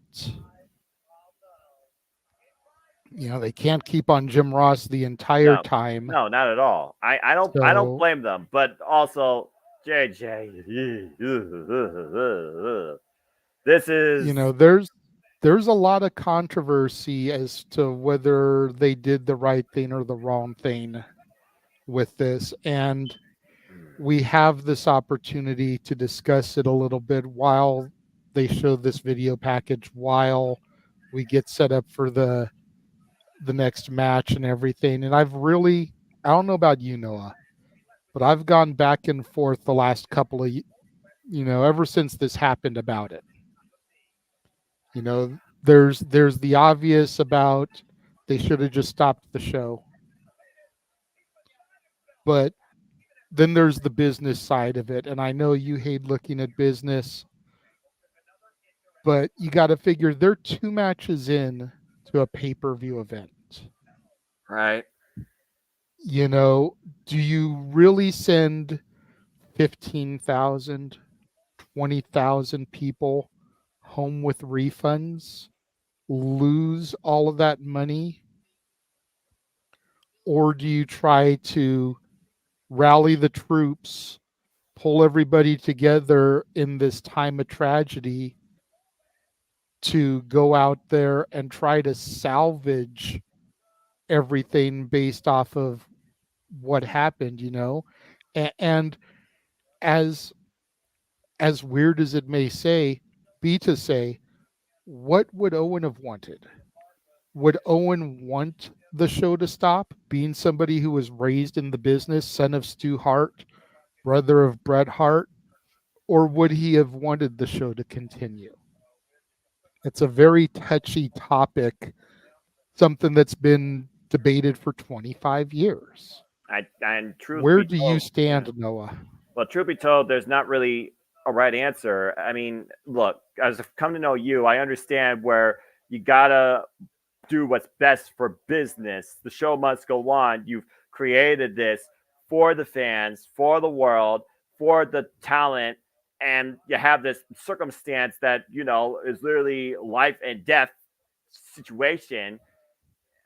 I think looking at where we stand now and the scope of humanity and the fragile nature of life in perspective, it's one of those things you don't want people to, at that time especially, dwell on this, but you also don't want people to just ignore this. In a way, it feels like the best damage control was to proceed with the show and the story that was to unfold. But in a way, if they didn't, I honestly do wonder if we would have even gotten Raw is Owen, and would it have been justified in the way they did it now. Looking at just from my perspective and seeing how JR again is just trying to keep the production going, you can't have a mass blackout cancellation like that based on the circumstances that surround broadcast streaming content and the market. Unfortunately, from business, I can't argue with what they did. From a personal standpoint, there is that towing fine line with you shouldn't have did this. So it's just one of those things where it's like, if you are connected with Owen, do you respect the decision? Versus if you are a fan of Owen, do you honor that decision? Or the fact that you couldn't watch him, do you just walk out of the building and say, F the rest of this? I'm of two minds Jerry Lawler here, but finally coming back to commentary. Yeah. He's been in the ring the entire time, kind of tending on Owen. But which is why they haven't shown the ring or show anything to us. But and to your point, the entire arena sees what's happening, and they don't have like a live feed announcement. So No, not yet. We don't. We will get one later on in the broadcast. we got a standing I ovation. feel like, you think about the way wrestling shows are orchestrated today with the cool down match before the main event. If this had been the cool down match prior to Austin Undertaker and this happened, I could see stopping the show. I could see, partial refunds will be given out because you've seen the majority of the show. But this was dead middle. This was the third match of the pay-per-view. And now we go backstage to Jeff Jarrett, and you can see how distraught Jeff Jarrett is. You can see how shook Deborah is. And again, I hold to the position they should have turned Jeff Jarrett babyface here. Jeff Jarrett is the consummate heel. But in this moment, he should have turned babyface. And you could have had him run it for a few months going up until just before SummerSlam or Fully Loaded. Just have that little 2-month run. 2 weeks, not on Raw Owen, which we're going to do tomorrow, but the week after Raw Owen, Jarrett defeats Godfather for the Intercontinental title. The belt that Owen was supposed to win here. You pull that trigger, you turn him babyface, you let Jarrett turn heel the Raw after Fully Loaded 99. You still run into SummerSlam, and everything can still go down the way it went down at SummerSlam, where Mark Henry turns on D'Lo Brown. Or you even let Jarrett run into SummerSlam as a babyface and then pull the trigger, have Mark Henry turn, align with Jeff Jarrett. You get him on the mic, the Raw after SummerSlam. I've been playing you assholes all along. Again, they'll keep us But posted, from Jarrett, this moment until SummerSlam 99, you let Jeff Jarrett run as a babyface, and I think they fucked up by not doing that and pulling that trigger. Again, alternate timeline that Morgan Freeman probably couldn't narrate better than you just tried to book, as JR is saying that, of course, the show must go on. And fortunate circumstances, we don't have the Intercontinental Championship on the line, but we move forward with the program. And despite how I feel about Jeff Jarrett and his other woman in hand by marriage in 2024, 1999, when it comes to Jeff Jarrett and his role alongside Deborah, I actually agree with you with 100%. And I definitely agree. Go ahead. No, go ahead, because I was going to go to Emmanuel's comment here. You were going to make a comment about Val Venus coming out. Go ahead. Something that pisses me off more than this. No. Emmanuel says, until this day, I don't know how the stunt went wrong or how it broke. Now, obviously, I wasn't there. I didn't do any investigation. But based off of everything I've read, Emmanuel, the rigging they used had a quick release mechanism so that he could get out of the harness during the video package. He was supposed to descend during the highlight reel and get out of his harness when the promo from earlier in the day was being aired. There's a quick release mechanism that accidentally got triggered, and that's what sent him plummeting. Jesus. That is how it happened, based off of everything I've read. It just goes to show that modern day engineering is not foolproof. Hello, ladies. Oh, God. Mm-hmm. This is where I would have been Stevie Richards dressed up in the right to censor attire and be like, what is this? And you got to wonder what's going through Val's head right now. Like, he's out here trying to play business as usual as Owen Hart is on his way to the hospital, probably dead. And to your point, but he's out here trying to play his typical shtick, like. Yeah, and to that point, everybody that's to come up forward, what's going through their minds right now? Heck, what's going through Jerry's mind right now in commentary? granted, and not to downplay anything that comes after that, but at least they've got some time to kind of gain their composure to a certain degree and potentially get the word as to what happened. Right. They are literally being thrown into the fire covered in gasoline right now, all four of these individuals. Yeah, and there's no fire. Nobody really knows what happened. You know that there's people in the arena that are thinking, why is the show still happening? And you've got the porn star, you've got the woman with the puppies, you've got the woman who look like a man, you've got Val Venus with his double entendre innuendos. You know what I mean? It's like they're literally being thrown in the fire with referee Teddy Long, Holla Holla tag team match player, gonna officiate this. You know, I want to say this is so wrong, but I don't think it justifies my thoughts right now, considering I'm thinking more than just the four people I'm seeing in the ring with Teddy Long. But that's a whole different conversation. Bell reigns are underway. Bell reign. Yeah. Women get out of the ring. It's going to be Jeff Jarrett and Val Venus to start things off. I'm going to do my best to not be the Jeff Jarrett analysis guy of 2024 and focus on the Jeff Jarrett doing this match right now in 1999. And try to be fair, it's pretty much the same Jeff Jarrett, but again, you listen to what he said backstage prior to this match, how he was sending his thoughts and prayers to Owen. Right. It's like it'd been real easy to make him the baby face here.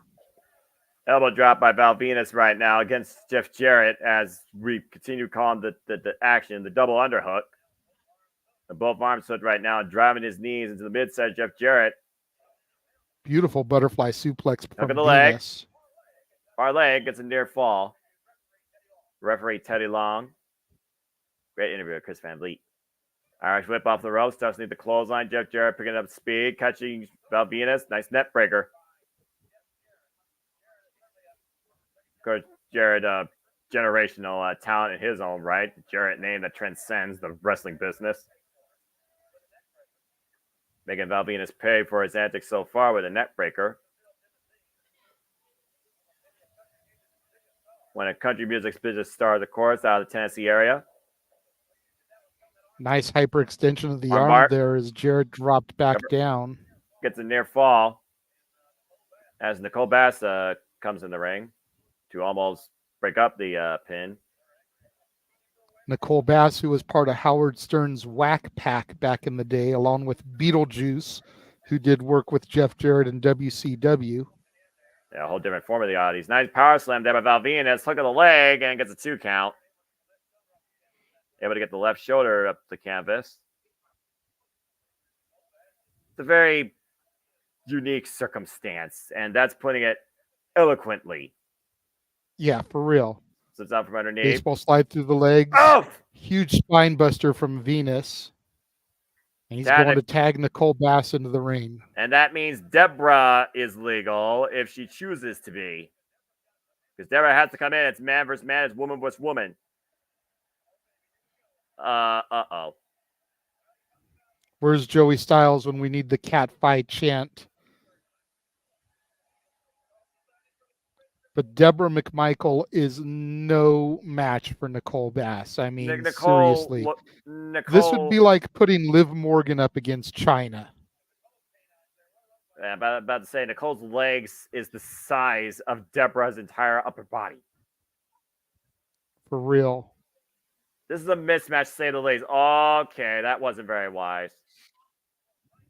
A little feisty side Deborah right now.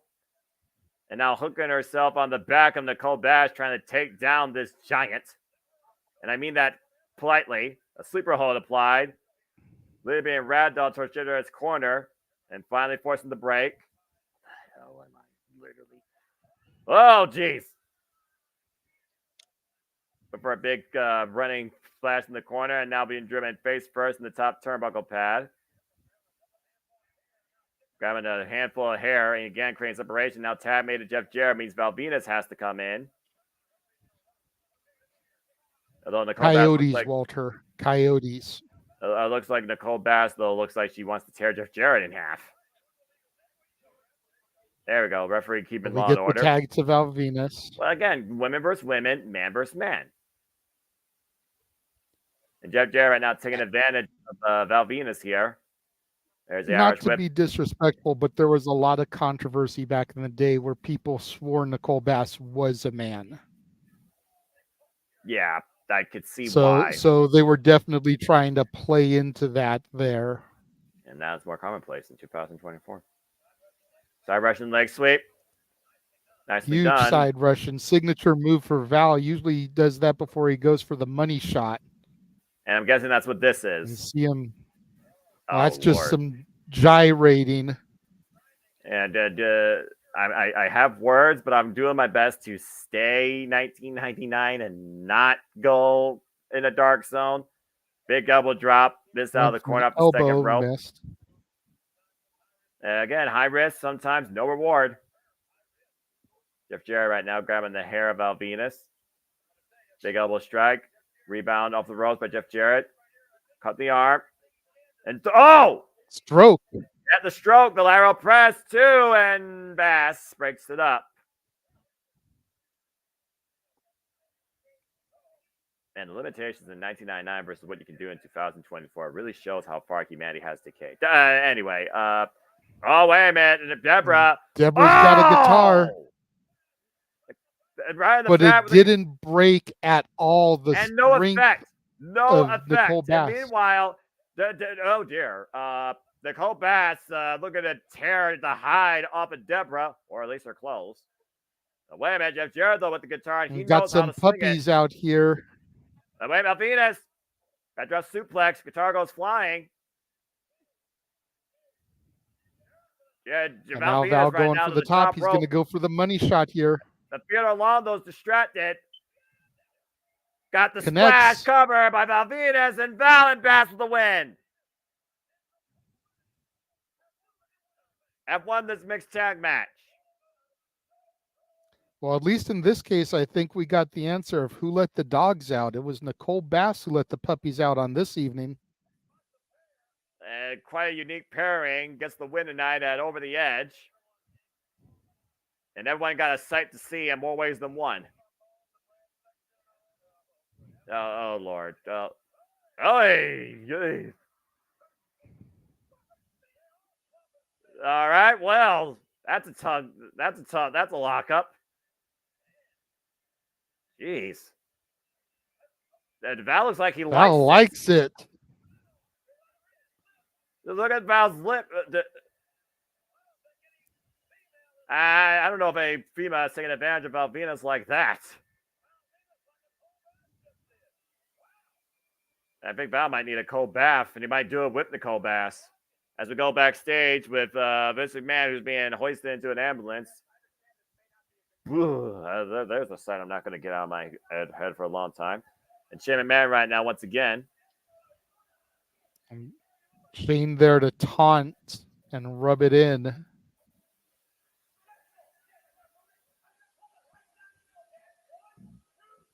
Saying he's going to call right down the middle. That guy's more crooked than a freaking crowbar.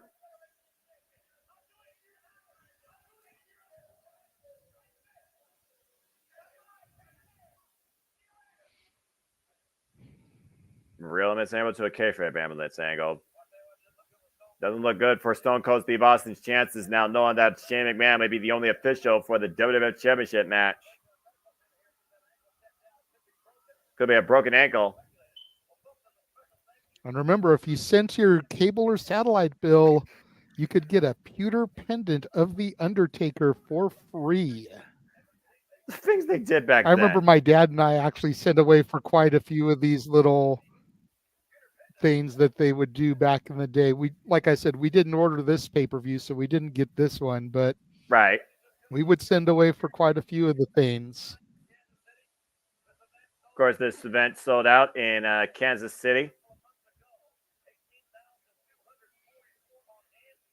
18,244 on hand there. Coming up next. Again, going back to what we were talking about during the lull. Right. 18,244 people that you got to give refunds to. Yeah. $19.99 a price of a ticket was a lot cheaper, but let's let's say on average that's $50 a ticket, because you're going to have the cheap seats and you're going to have the more expensive seats. It would be a business disaster So- if they did that. It really would have been. 18,000 seats times $50 is $900,000 that they would have lost. Freaking near $1 million. And that's just the show itself for the people that were there. Let's not think about the fact that, again, not exactly buys, the pay-per-view buys. Like if they just literally cut your pay-per-view fee, just beep. What do you think the entire worldwide audience would have thought about that? What about WWF New York? What about the website? What about media outlets? The public news broadcasts. This would have been a huge domino effect, tremendously financially affecting the WWF at the time. From a point, they probably wouldn't be able to come back for a while. Yeah. So again, that's all something that's got to be kept into perspective when people go back and think about, oh, well, they should have just ended it right then and there. Yeah. You're easily talking about a $2.5 million loss with pay-per-view, arena ticket sales, and everything else. You're going to lose money on renting the building. You still got to pay for the arena rental. Yeah. You still got to pay for all the arena staff that are on hand for your event. Yeah. Still got to pay the talent that showed up and was willing to do their job. Yeah. At least pay them their downside guarantee. Well, I'm about to say, they want to get the people that already wrestled. You give the winners, losers share of their purse. Right, but the other one. But the rest of the other 5 matches, you've got to at least give their downside guarantee. Right. And then you got to figure guys like Rock, Triple H, Austin, Undertaker had guaranteed money, I'm sure. Well, The Rock and Triple H being the biggest stars in the entire WWF at the time, bigger than Stone Cold and The Undertaker, being perfectly honest. Yeah, there was no way those guys were not going to get paid regardless. The DOWG doing an interview with Kevin Kelly.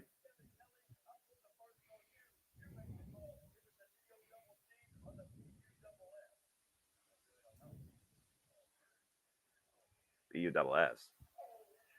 Oh, you didn't know? He walked right into that. Your ass better call somebody. I can't believe he caught me with that too. Kevin Kelly walked right into that. Yep. Oh boy. The DOWG with a microphone in hand. That's dangerous. Yep. The Road Dog, and he always kicks that shiznit doggy style. Good Lord. It's not even... Got the music. Allow me to do the Road Dog's routine with him. Please. Ooh. Here we go. Kicks that shiznit doggy style. This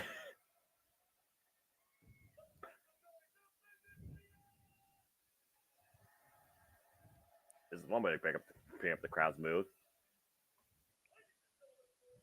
Ladies and gentlemen, boys and girls, children of all ages, D-Generation X proudly brings to you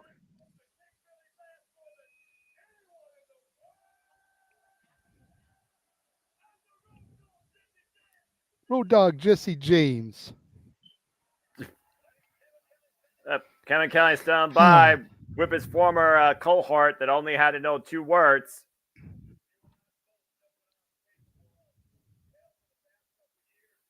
As of the fallout with Mr. Ass.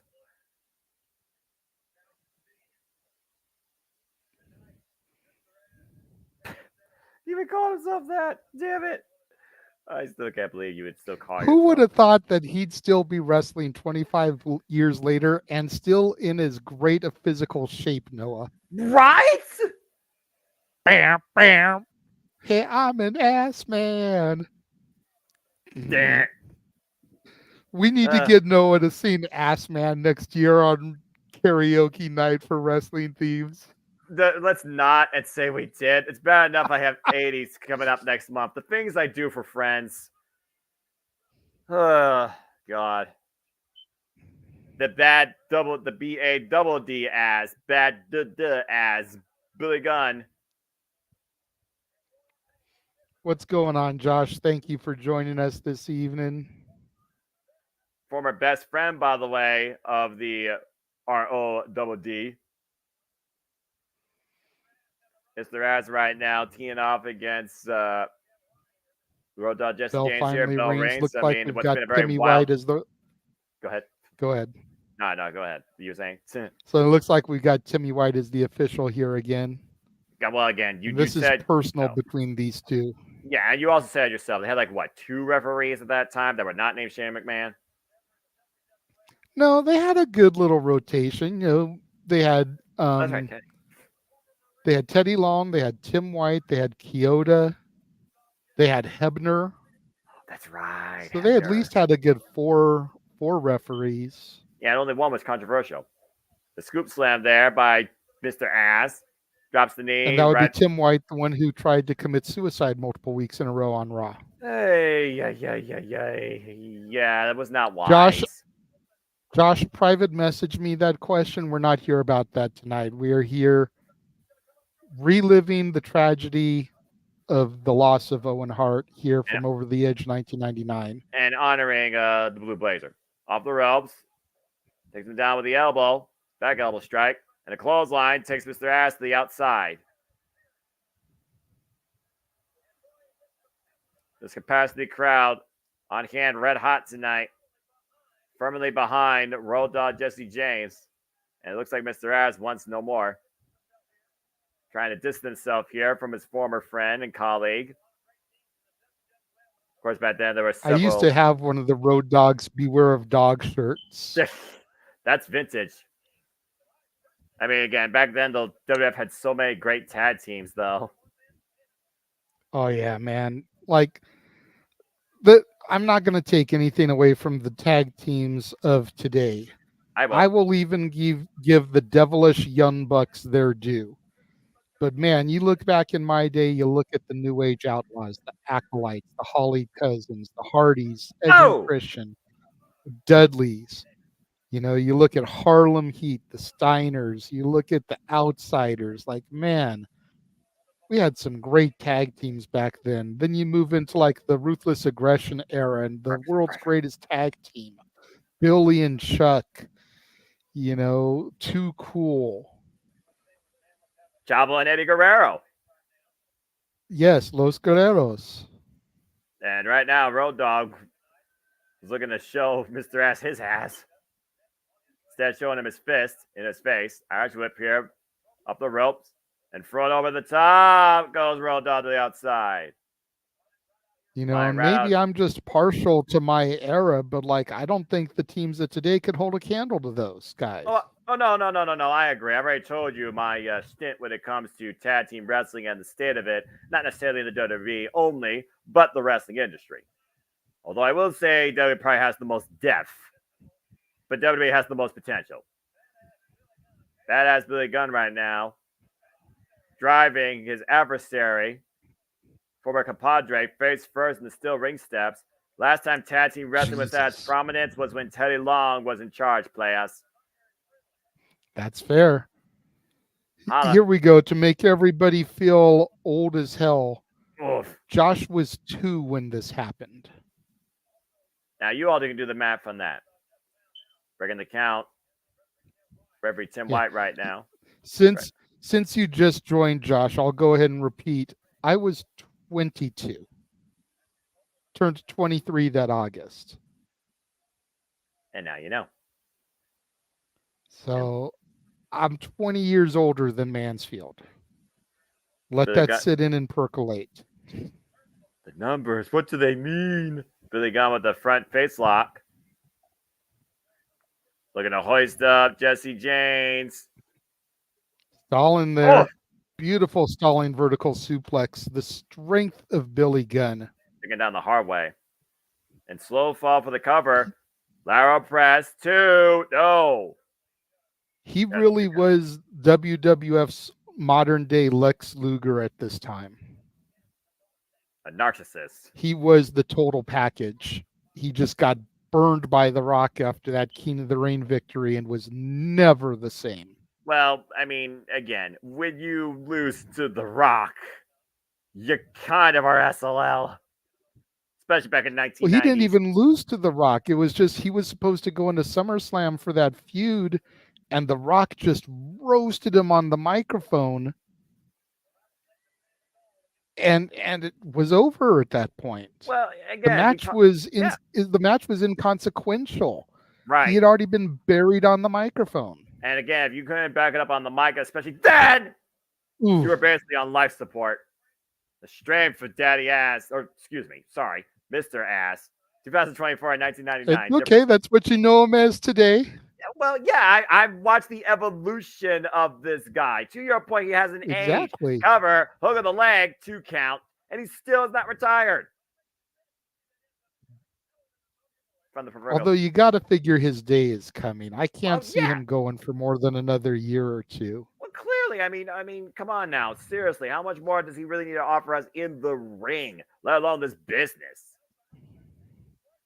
I think he could still offer us a ton in the business. Well, in the ring, I will give you that. Irish whip. Hard Irish whip. Oh! And a clothesline. Almost a flying clothesline. Again, you don't know anybody better than your own partner. You probably don't hit anybody as hard either than your own partner. Of course, we'll see that with Orange Cassidy and Trent Beretta this Sunday at Double or Nothing. People that knew each other and were tag team for 5 years. Yep.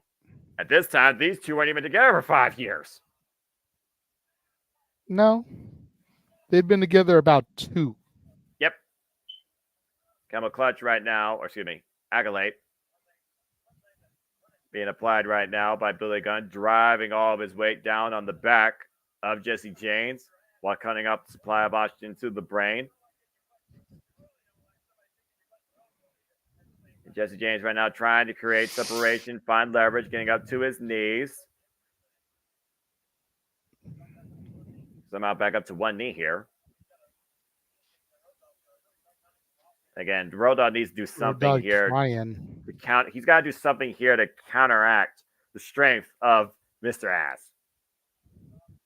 Well, right now he just needs to get himself some distance. Once he gets some distance, then he can worry about offense. But as long as he stays close, Billy's got the strength and power advantage over the Road Dogg. Yeah, and to your point, all it took was one net breaker to stop Road Dogg in his tracks. Mr. Ass right now just literally feeding off the ire and the hatred of the crowd. I mean, you don't make money by arguing. You make money by winning. I'm just saying. Even in 1999. Grabbing his boot right now to the side of the head. Very slow, methodical approach. He wants to make sure that he hurts Jesse James and take his time with it. A sleeper hold applied here.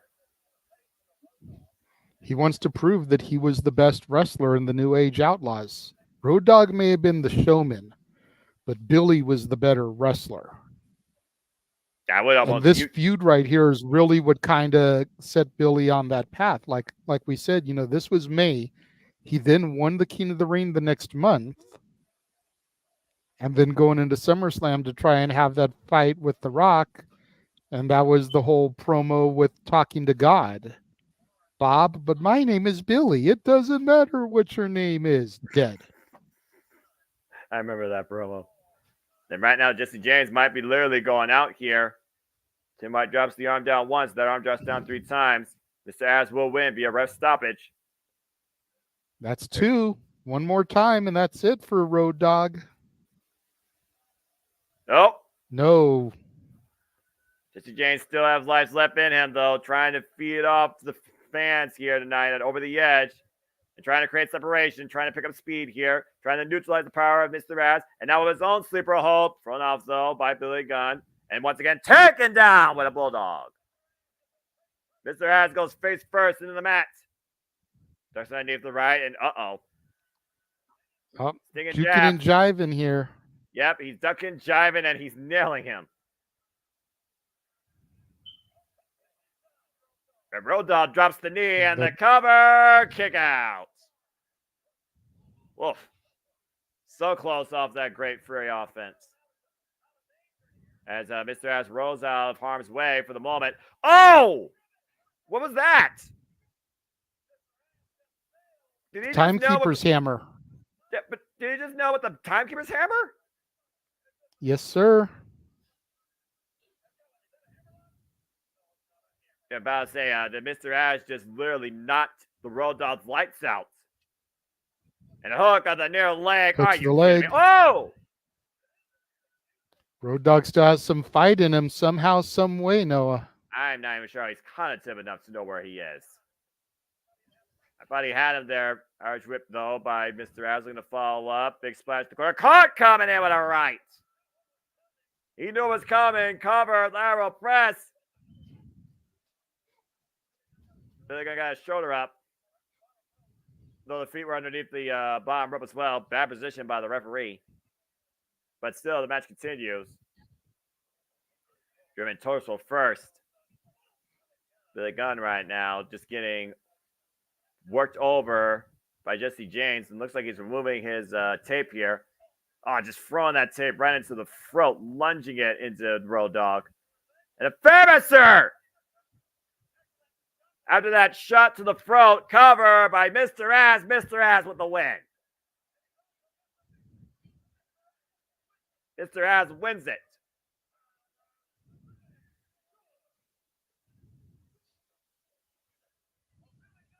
Billy Gunn right now, he did whatever it took. He went to those lengths that he had to put down his partner to steal the victory. And it's funny that you made the comparison earlier to Orange Cassidy and Trent Beretta, because I kind of feel the same way about that match coming up here on Sunday. It's kind of like, if Trent Beretta doesn't win, what are they doing? Exactly. You know what I mean? It's like Billy needed this win to really distance himself from the Road Dogg and to create that separation in the New Age Outlaws. Same thing I feel this Sunday at Double or Nothing. If Trent Beretta doesn't win, they've already screwed it up.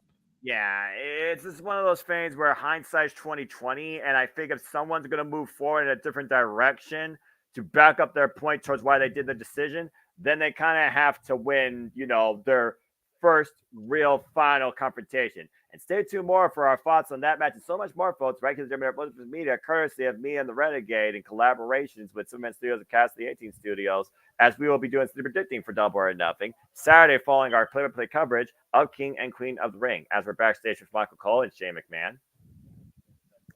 Yeah, I won't be able to be there for that because I've got to go straight to work after King and Queen of the Ring. So if you want to know my thoughts, check out No DQ's predictions that aired earlier this evening, as I joined that panel last minute and gave my predictions for Double or Nothing on that. Gotcha. Well, of course, everyone knows they can follow me on the social media platforms. I'll have forums for both WWE King, Queen of the Ring, and Double or Nothing. And that's the way you put your names in the league. So be sure to follow me on the social media, folks. Both those forums will be out tomorrow. As we get ready now for 8-man elimination tag team action. And the corporate ministry. Did someone, by the way, get the union out of that locker room yet? And move that forklift? We'll have to find out here momentarily as the corporate ministry makes their way to the ring. The contingent of Viscera, the Big Boss Man, Farouk, and Bradshaw. And I miss these acolytes, man, with the Sharpie chest tattoos. Right. Like, I always thought that was so badass. Yeah, you wonder if people actually thought those were real tattoos back then. At first I did. First I did. They had them on there really good. Like, they never really came off. Well, So I thought that was legit. And I mean, you look at all the other wrestlers that have ink, it would have been easy for that to have been real. The music's playing.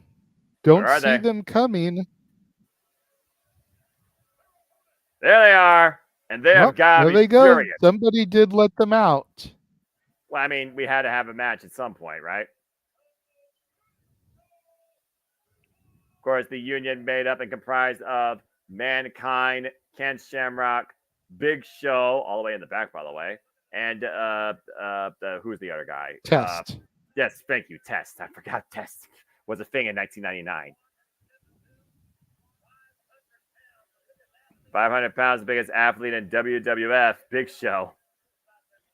Look at the size This of is that Test before he started, quote unquote, dating Stephanie McMahon.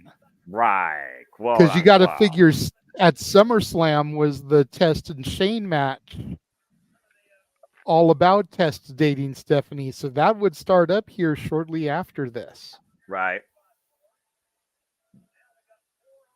Well, we got 4-on-4 here. Again, 8-man Bell elimination rings. match. So we basically got a Survivor Series match in May. Yep. As they return to the locker room. And this match continues until one team is completely eliminated. And it looks like we're going to start things off with the biggest member of the corporate. And it looks like Test starting. Interesting strategy by both sides here. But considering the corporate ministry only has one, anomaly in Viscera, while you have arguably two over in the Union with Test and the Big Show, might as well bring out your heaviest force to cause destruction. Nice power slam there by Viscera. Off the ropes again. Big elbow drop, and Test able to get out of the way here. Test right now fighting back, of course, the Irish. But to your point, the Union was formed out of the people that were wrongfully terminated by the corporate ministries head honcho.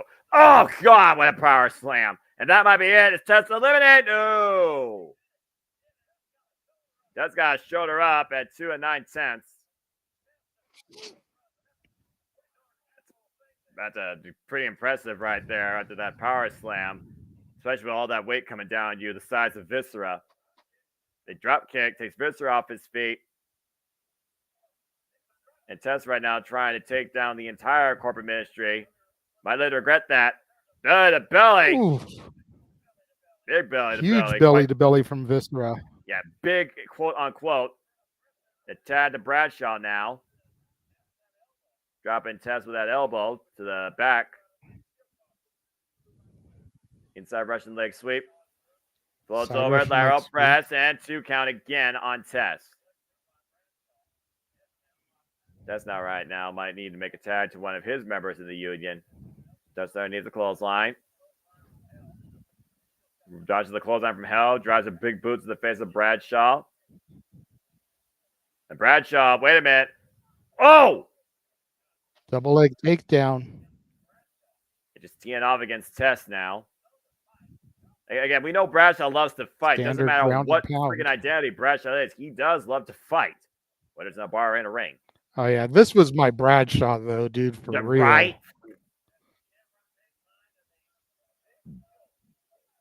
Even APA Bradshaw, but him and Farouk together, that was my Bradshaw. Damn. Well, hey, I hated the JBL gimmick, but then again, you were supposed to hate it. So. What? Well, of course, cover. Nice scoop slam. Of course, he was everything that every common person hated, a pompous rich man. Worse than that, he was a Republican. Off the ropes, back elbow strike. If you know, you know, folks. Oh. I try to stay out of the politics here. That's Kane fair. is a Republican too, but I mean, you know. Yeah. Well, again, I'm not political. I'm simple. Off the top rope goes Test. Big elbow drop to the heart of Bradshaw, and Farouk saves his acolyte. Just right there. Yeah, Brad Gandil right now. Shamrock tried to come in, but got caught by the referee. Again, this could absolutely cost them here as the clothesline from hell connects, and Test is eliminated. Bradshaw got the clothesline. Ken Shamrock got the kick in. But the Union now down 3-4 here against the corporate ministry. Again, no love lost here with these two. Ken Shamrock picking up speed though off the Irish whip. But Bradshaw catching Shamrock. Far away Fall-away throw. slam. And Test right now. The first man that will return to the locker room. Close on from hell counter by Ken Shamrock. Hooking the arm. Possible cross arm breaker. And Farouk again coming to the aid of his acolytes. There is no doubt in my mind, though, Ken Shamrock's in my background. That very well could have been a submission. Ken Shamrock so definitely. diverse, If you'd been able to get that locked in, huge head scissors. And discipline in the Lion's Den. Oh, there it is. There it is. Takes the arm down. Uh-oh. And transition to the ankle lock. And that ankle lock is in. And Bradshaw submits. Bradshaw eliminated. We are down 3-3. Now it's Farouk and Shamrock. Big power slam by Farouk. The cover. Oh, their fall. And we're back to an even playing field for the time being. Viscera tad back in. The guy that started the match here. Big Show has yet to come into play, actually, which I think is very smart strategy by the Union. Again, look at the size of Viscera. Oof. Side slam, cover, 2 count. Shamrock reaching down deep in whatever reserve that he had to kick out of there.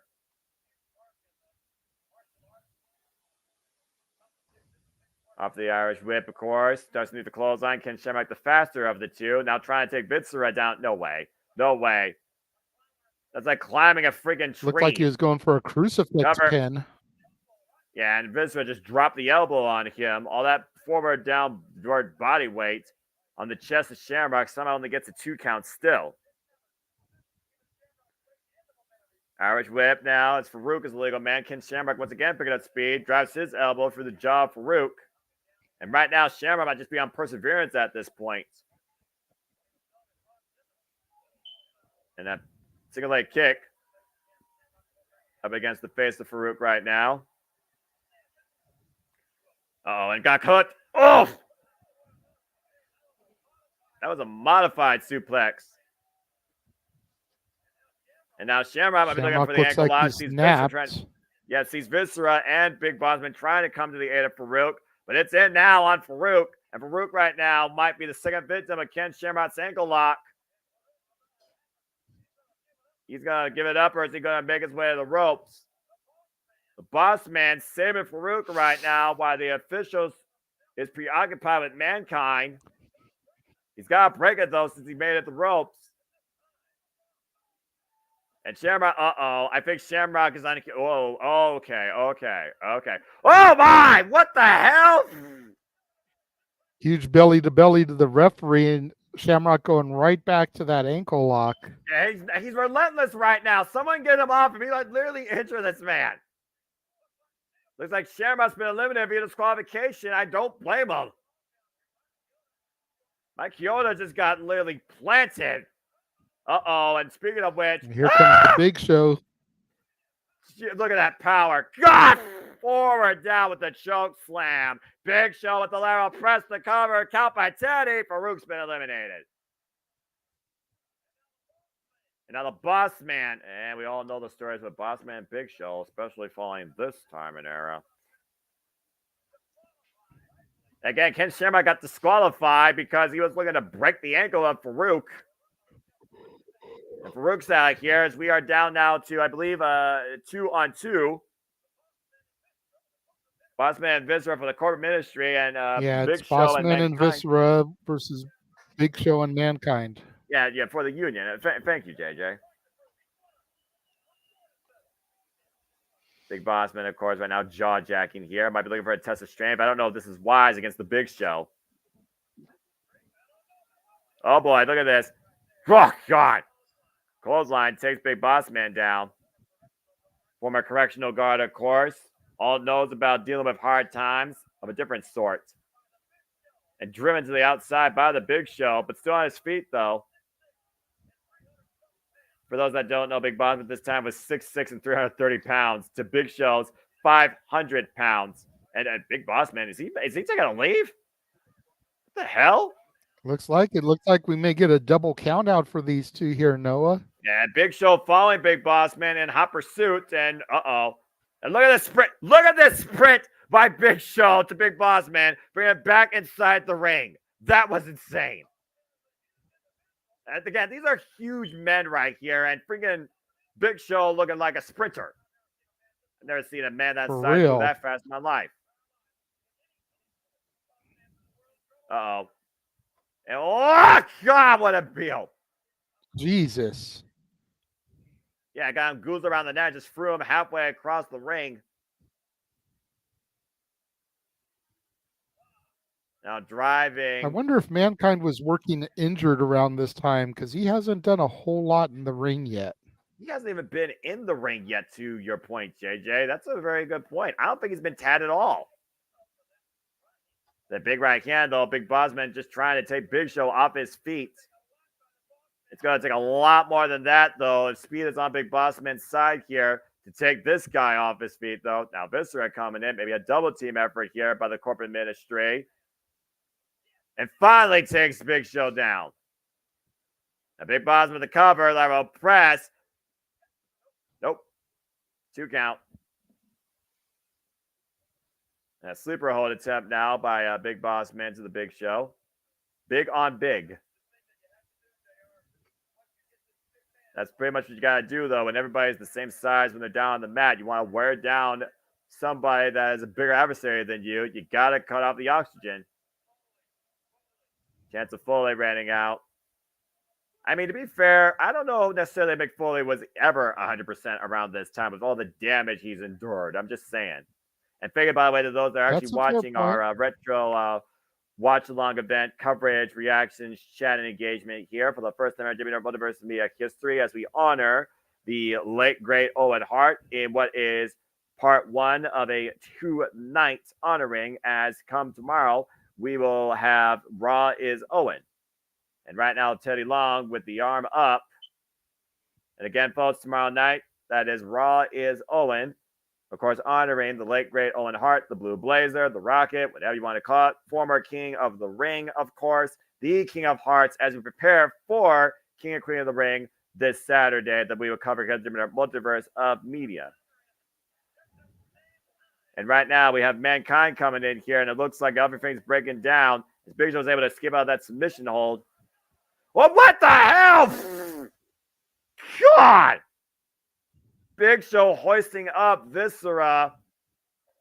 I already saw a friggin' Andre moment earlier tonight. Big headbutt to Big Boss Man. We're down to 2-on-2, by the way, in this 8-man elimination match. And Mankind teaming up against Big Boss Man. I have no idea who's legal at this point, by the way, JJ. I don't think Teddy does either. I believe Boss Man and Foley are legal. The Boss Man and Foley inside the ring, to your point, while Viscera and Big Show are finding up the entranceway. Teddy Long focusing on Boss Man and Mankind. That giant leg to the back of the head of Mankind. Seen that many times from the Boss Man, even when he was adorned in the light blue officer uniform.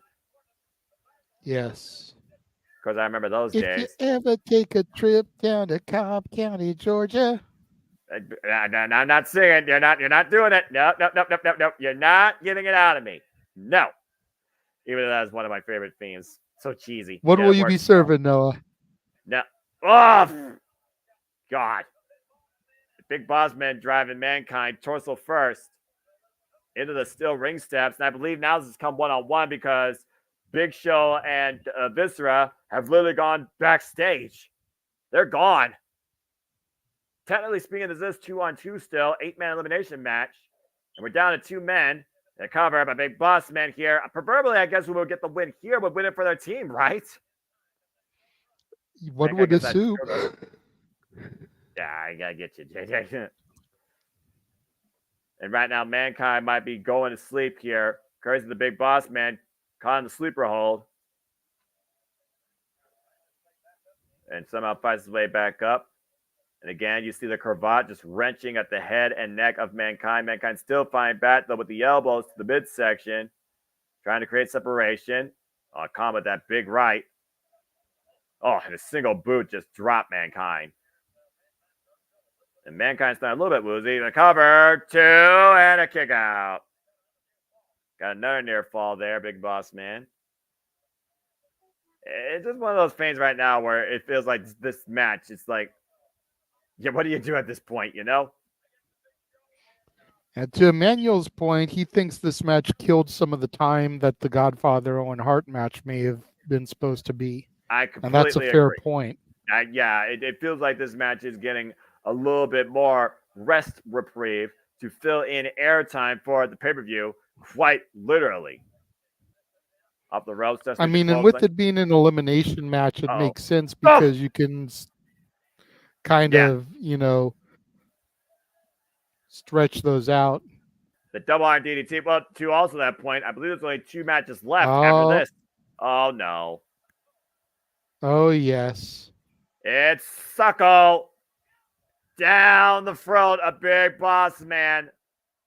Incapacitating Mr. him. Sacco.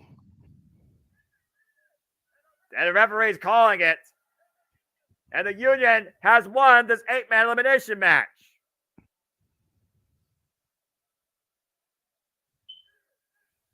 Well, that's an abrupt ending.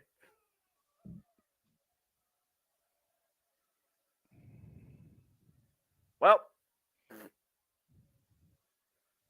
the Union gets the win here as Mankind gets the win for his team. Incapacitating Big Boss Man with assist from Mr. Sacco. Referees were down. I still don't think Mike Chioda woke up yet. Man got counted out. Farouk's probably got a bad ankle. And I still don't know what the hell happened to Big Show and Viscera. Yeah, it doesn't matter. Yeah, that's fair. Did they go back with JR?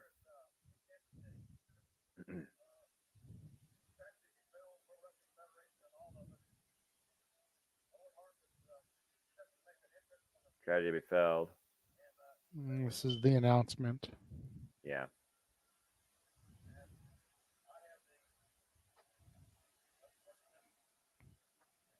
I have the unfortunate responsibility to let everyone know that Owen Hart has passed away.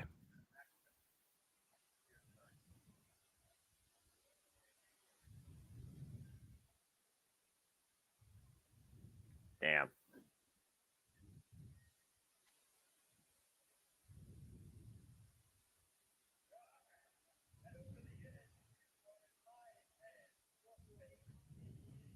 As we move towards a much more volatile situation that is literally alive and breathing with The Rock and Triple H.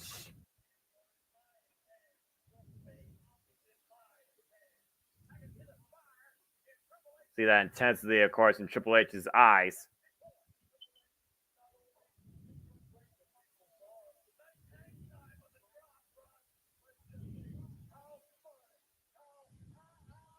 As these two men right now are just teeing up here in this video package.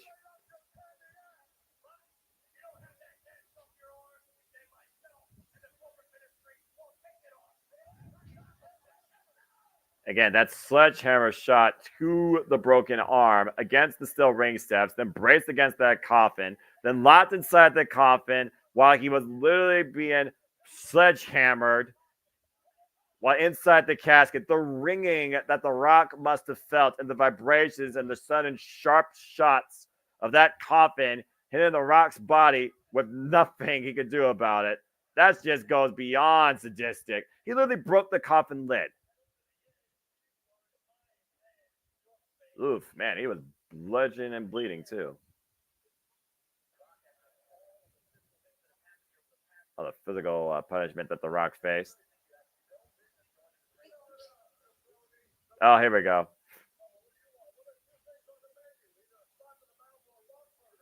Oh, well, dip. Wait a minute, Triple H with a sneak attack. The Rock here right now. Wait, what's that? Surgical scissors? Is he cutting away the cast? Oh, Mankind now coming in.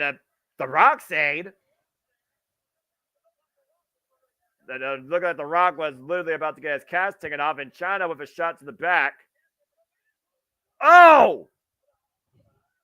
An iron pipe now to the back of the head of Mankind.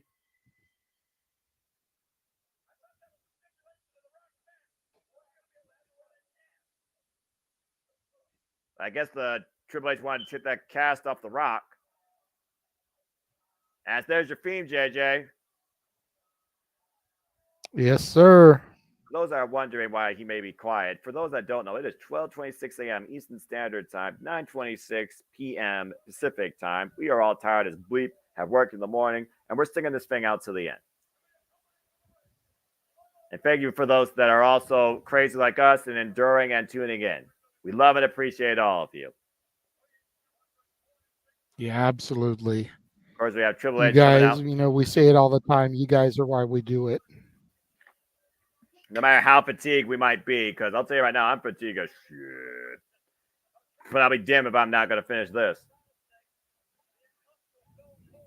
Of course, we know after this, there's only one match left as Stone Cold Steve Austin will defend the WWF Championship against The Undertaker. Special guest referee only one, it seems, Shane McMahon. Prior to that, though, we got The Rock and Triple H going one-on-one, but Triple H looks to destroy The Rock and his arm in the process.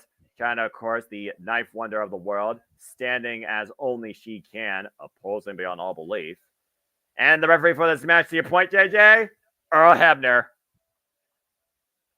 Yes, sir. Oh, boy. Nothing controversial happened at all here, I'm sure. Of course not. It's only Earl Hebner. Kind of freaking gladiator before Mad Max was a thing. R.I.P. Joni. And he really did have that voice back then. Rock! Good grief.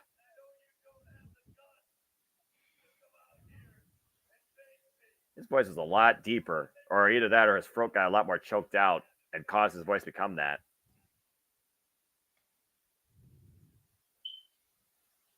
It looks like Triple H might be calling to see if Rock even is going to come out here. Are we going to get a count out? Did the match get off? Got broken arm, stitches in his head, bruised ribs. Nowhere near 100%. Well,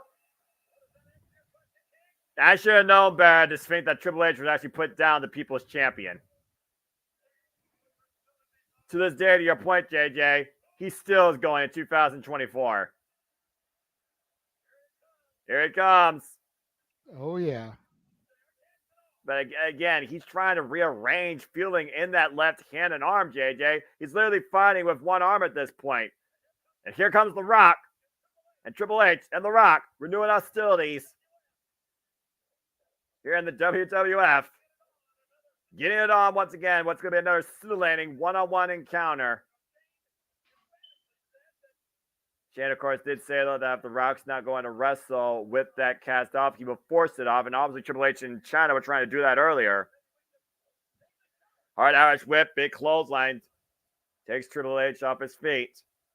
Yeah, again, the way that they handled this announcement, not just during the pay-per-view, but post-pay-per-view, 1999, folks. It could have been handled differently, but as far as pay-per-view goes, I think they did the right approach. And afterwards, it is what it is when it comes to your thinking. Oof. Yeah, again, now $1 million back then actually was a lot more than $1 million nowadays. I'll tell you that much. As any game show winner. This is going to be a very physical match. Earl Hebner, good luck keeping both these men in the ring. But get in the ring against each other, it's physical. Yeah, I'm about to say, Earl Hebner, good luck getting these men back inside the ring, let alone keeping them inside. And Ratterman face first in the apron. Now sent into the audience over the security barrier. A Rock on the outside while Triple H is on the inside. A big shot there. And literally, The Rock might as well use that as a weapon because it's on his body. I mean, that cast, it is what it is when it comes to how much pain he's in. The fact that he is literally wrestling injured. Irish whip. Triple H driven hard in the security barricade. Taken down with a clothesline. And I don't blame The Rock for what he's been through for, taking these type of tactics against Triple H if he chooses to use the cast to his advantage. Or Hebner shouldn't blame him either. No, of course not. Uh-oh. Oh, no. We've seen the history between Hebner and Triple H as well, especially during that championship run of his. Rat's going to do his own commentary, it looks like.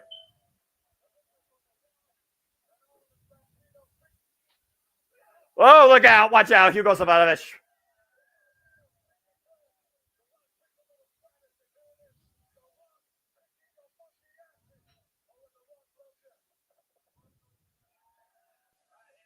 Right hand by The Rock and a big I love I you always to loved Owen. when Rock did commentary during his own matches. Nobody did commentary better than The Rock when it came to wrestling and commentary. Oh, no. And a catch driven across the announce table. And again, as the catch goes flying off after being partially cut open by China Triple H earlier, now being used as a weapon by Triple H. And right now the catch being used as a weapon. And the damaged arm of The Rock completely exposed right now as Triple H throws The Rock back inside the ring. Right with a broken arm at this point. Again, how tough is a one-armed man in a ass-kicking contest? Triple H Doesn't look like he's that effective right now, especially when you're going toe-to-toe with the cerebral assassin. And literally only being taken off his feet, up to his feet by Triple H himself as the boos are being driven down to him in the corner or having to try to create separation here. Triple H relentless, though, on this assault. This aggressive nature brought out of Triple H ever since the unholy union with the corporate ministry. And right now, Earl Hebner admonishing Triple H, trying to create some separation and regain some law and order here. Again, good luck to Earl Hebner. Right. Fans trying to get behind The Rock, trying to get him back inside this match. Triple H and The Rock right now teeing off, and The Rock trying to get the better of Triple H. Kick to the midsection, though, stops that attempted offense. Rock hoisting up Triple H, though, big Samoa drop. And the cover by Rock and gets a near fall. Good high-impact maneuver that the Rock can deliver there with his arm being bandaged up. Yeah, I'm about to say, with one arm, if nothing else. Again, shout out to High Chief, of course, Maivia, Rock's father. Just need to close that again. Rock with that speed. Runs, though, into Triple H's knee. Caught the Rock in the face. Rock's cover. Hook of the grandfather. leg. Near fall for the cerebral assassin. Of course, China is also there at ringside. The ninth wonder of the world. And a difference maker, to say the least. Oh, wait a minute. China right now. Oh, come on! China right now assaulting The Rock's left arm. Earl, you need to get rid of her. And right now, literally China paying dividends for the corporate ministry. Oh, God, that's right. The audacity of that woman.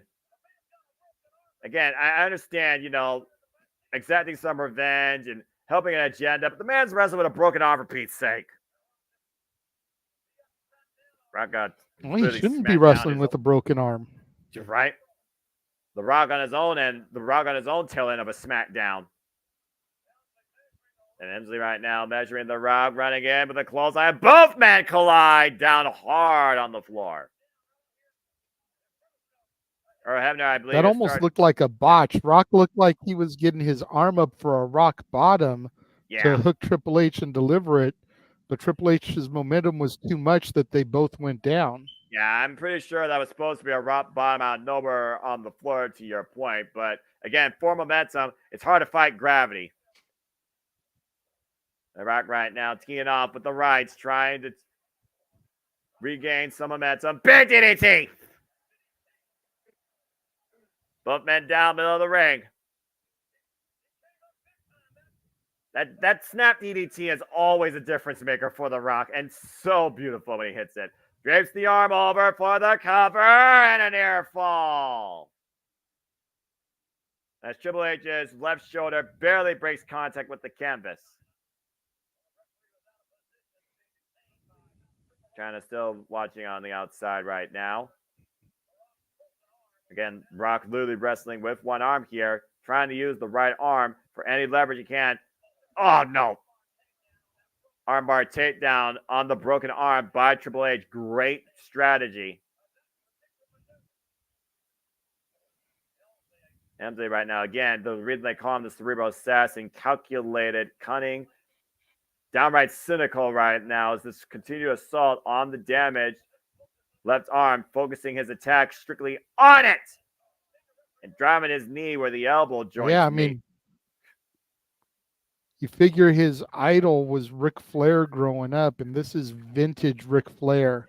Target an injury, pick the body part, break it down, hyperextend so that you can eventually get a submission on it. Triple H right now driving his knee to your point, adding pressure to that arm. Again, that arm is broken while maintaining wrist control. And Rock right now trying to get back up to his feet, trying to create some leverage, find a way to separate himself from Triple H, who just rips his arm down on the mat.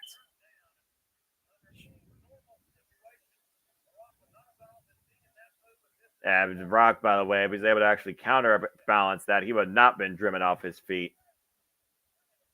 Uh-oh. Oh, God. Oh, the steel post. And Jesus. Steel wins every time. Emotionless, no mercy, no give against the human body.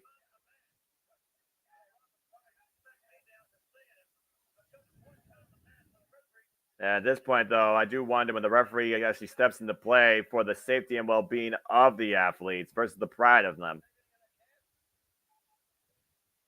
The Rock's arm breaks across that top rope. Kimura lock.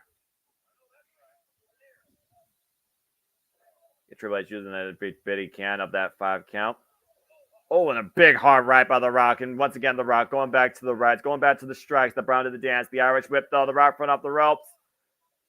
And The Rock sent hard to the outside, landing on the damaged arm. Up and over to the floor. Yeah, again, that's no a hard. bueno. Yeah, that's a hard landing and a strong distance to fall down. Oh, God.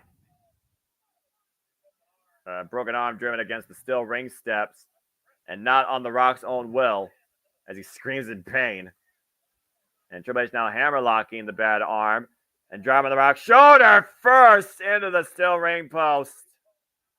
Again, no human being would have called it quits at least 10 minutes ago. I'll come back later when I'm 100%. But again, The Rock, he's the people's champion. Too much pride. No ordinary man. That's fair. Triple H right now bracing that arm, though, against the security barrier. And again, further damaging it. It's beating, though. The amount of punishment The Rock is not only withstanding, but sustaining. It have long-term career effects. He brings it back inside. Triple H in firm control right now of his adversary. Irish whips, though, reversal by The Rock, reversal by Triple H, though. The Rock, Triple H creates separation. Triple H was looking to take Rock maybe up and over. Rock hooking up Triple H, possible rock bottom here. Oh, Triple H finds a way to create separation. DDT by Triple H. And Helmsley nails The Rock again. Sudden impact. Wait, what's China doing? China's got a steel chair, giving it to Triple H. He knows he can't use that. He'll get disqualified. Triple H got the chair on Earl Hebner, taking the chair away. At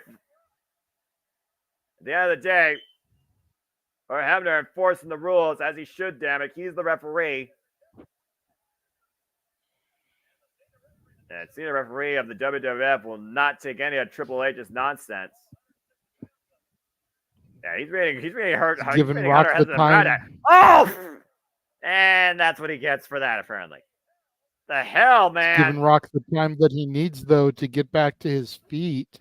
You can see him starting to use the ropes to get back to a vertical base here, while Triple H focused on that chair. The bell rings. Yeah, about to say, Earl Hebner Triple H has been disqualified. Yep, Triple H has been disqualified. The Rock somehow still fighting back with one arm. Now The Rock with the chair in hand. Look out now. Ah, brain Triple H. What a shot right between the eyes.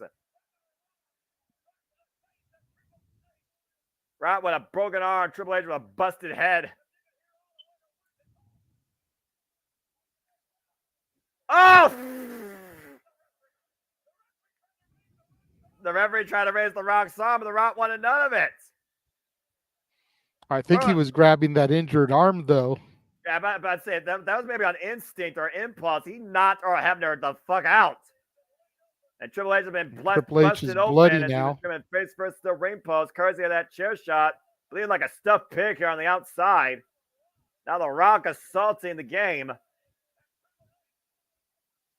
Hindsight being 2020, not sure if Triple H bleeding is a good idea on a night where Owen Hart plummeted to his death with blood on the side of the ring. Yeah, I agree. How much pent-up frustration and anger? How long has the Rock been waiting to do this? Forever. Oh! The electric fan just braining Triple H's head. Further opening that wound. This has gotten volatile at this point. I mean, again, Helmsley was disqualified. Earl Hebner was knocked out, and unintentionally or intentionally, you be the judge. And right now, we got a very serious situation here prior to our main event. John's got another chair. Get to the midsection, though. And Triple H now coming up to the right. Oh, man, inadvertent contact, though. China driven to the outside. I think the chair collided with her head. Now, Triple H, though, hooked by the Rock. Uh-oh. Oh, God! Rock bottom. Uh-oh, and JJ, you know as well as I do, there's And another we're going move to get the to People's see it here, Champion loves Noah. to do. Go ahead and say it. This will wake you up. No, wait a minute. Right here in Kansas City. Uh-oh. Oh, wait. Got to get the chair set up here, Chair right on the assisted. face. Oh, boy. With a bad arm? Rock throws the elbow pad. It's time, Noah, for the most electrifying move in sports entertainment, but China trips up the leg. Whoa, hey, whoa. The Rock with a handful of China's hair. Oh, that bad. And the chair right to the bad arm. And Triple H now unleashing on the Rock with that chair against the damaged arm. But here goes Mankind. Mick Foley coming out to make the save. That steel pipe in hand. That's the same steel pipe that China tried to use on Mankind earlier. And China and Triple H finally looking to take a powder and reserve themselves for another day. You saw the look in Helmsley's eye, though. There was a look of no remorse. There was a look of no absolute relentless nature. He did not want to stop doing that. It wasn't for Mankind. We might have literally seen The Rock leave in an ambulance. Well, you didn't get to call it People's Elbow, but you do see the People's Champion standing tall, grasping his left arm, winning this proverbial match via disqualification. Talk about being pushed over the edge, quite literally. I'm not sure who was pushed over the edge more, The Rock or Triple H. Rock, broken arm and all, still standing on his own 2 feet. Will leave on his own accord, a winner. But folks, coming up next, Coming up next. Yeah, about to say, you want to go ahead and take this one? Who is they? Yeah, coming up next, folks, the main event as the Texas Rattlesnake, Stone Cold Steve Austin defends the WWF Championship, his own Smoking Skull belt, mind you, against the leader of the Ministry of Darkness, the Dead Man, the devilish phenom, the Undertaker. Of course, this all was brought when a dark matrimony was almost made at the expense of Stephanie McMahon after she was kidnapped. And Vince literally went to Stone Cold for assistance. In the end, Stone Cold was not going to allow this unholy union to happen. And he saved Stephanie McMahon from the Ministry of Darkness. It's a nice day for a black wedding. as Vince McMahon was reunited with his princess, his daughter, Stephanie McMahon, courtesy of his greatest rival, the Texas Rattlesnake, Stone Cold Steve Austin. As the corporate ministry was formed.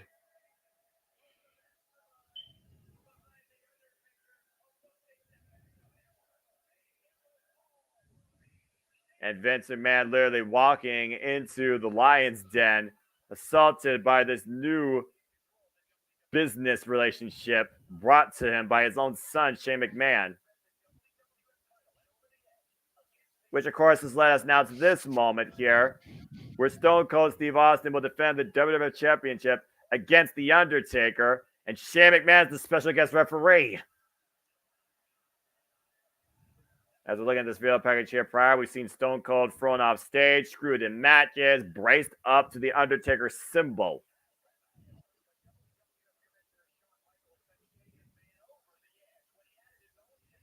Of course, WWF Commissioner at the time, Shawn Michaels, sent Shane McMahon over the edge, pun intended, because special guest referee Vince McMahon was appointed as well for this match.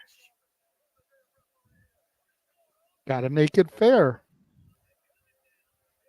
It's one of those things, though, at this point that we don't know who truly has all the power, all the control. Where is law and order? Is there fairness here? According to Shane McMahon, there isn't none unless the corporate ministry are the ones making those rules and decisions.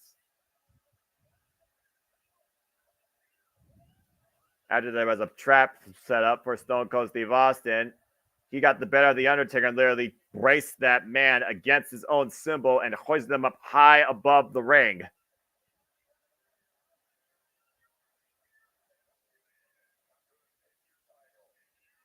Again, folks, we're just looking at this video package here. Hell to pay, hell to be unleashed.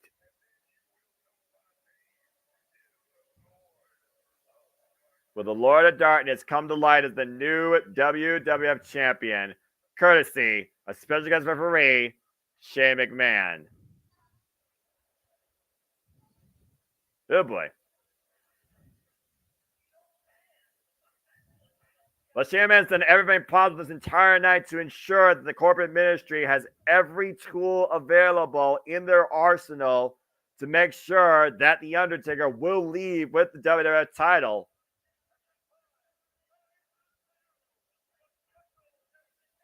Special guest referee Shane McMahon coming out on his own accord, all by himself currently. As we know, Vince McMahon has been eliminated from the picture. He will be the only standing official here for this match, and technology apparently is being a butt. Yeah. Thanks to his filthy, despicable, dirty attacks from Sunday Night Heat, Vince McMahon has been neutralized and hospitalized thanks to what seems to be a broken ankle. Dirtiest referee shirt I've ever seen worn in my life by the dirtiest official ever. A little bit disingenuous. Wait a minute. Patterson. Pat Patterson apparently is going to be here to replace Vince McMahon in the role as the second special guest referee. And making sure that Stone Cold is not screwed out of the WWE Championship. Whoa. Patterson may be 58 years old, but he is the inaugural WWF Intercontinental Champion. He will not take Shane McMahon's bullcrap. As we wait for the challenger to enter into the arena. I wonder if JJ actually fell asleep. Which I wouldn't blame him, God bless him. We had technology issues, I'm not sure. I will find out by the end of this thing. If I have to close this thing out, I most certainly will. Or he had to reboot his device, or his device rebooted. I have no idea what happened, folks, but you're just with me now as we... There we go. What happened, bro? Technology. Yeah, that's what I figured. As we wait for the Undertaker to make his way down. Just getting like all kinds of spiraling on my. Yeah. I figure Mother Nature's being a fickle mistress, putting it politely.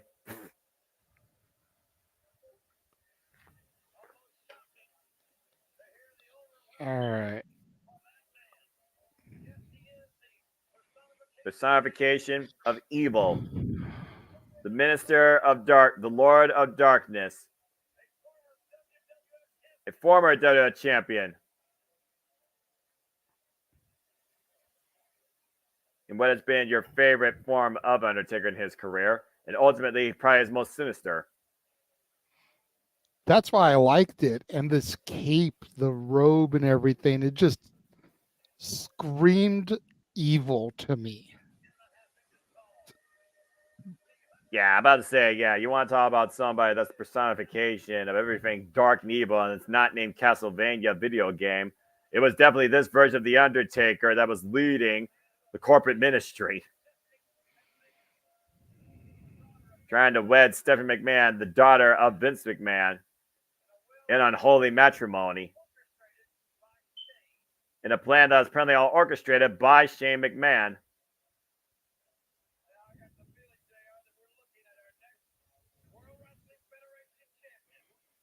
See Paul Bearer, of course, also in Undertaker's corner.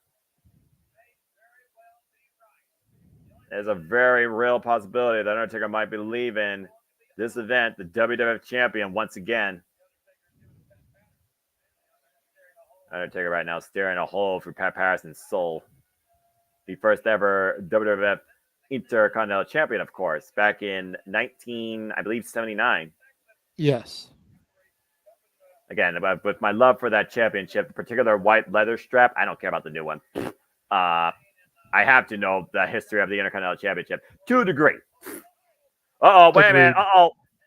And the match hasn't even started. Oh, no. Oh, God, come on. Well, Pat Patterson was just playing with a choke slam, so I guess we're back down to one official again. Go, wait a minute. Oh, boy.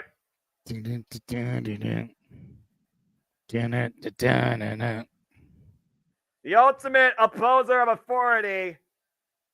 You don't give a damn who stands in front of him. As this place has erupted for the arrival of Stone Cold Steve Austin. Bubba's run away! The Undertaker and Stone Cold teeing off 1-on-1 against each other. Barroom brawl right here in Kansas City in the middle of a WWF ring for the richest prize in the WWF. Big back elbow strike, though, by The Undertaker. Drives Stone Cold to the outside. There's one referee officially here right now, folks, and his name is Shane McMahon. The dirtiest red and white striped shirt you've ever seen in a WWF ring, as you see Pat Patterson being assisted outside the arena.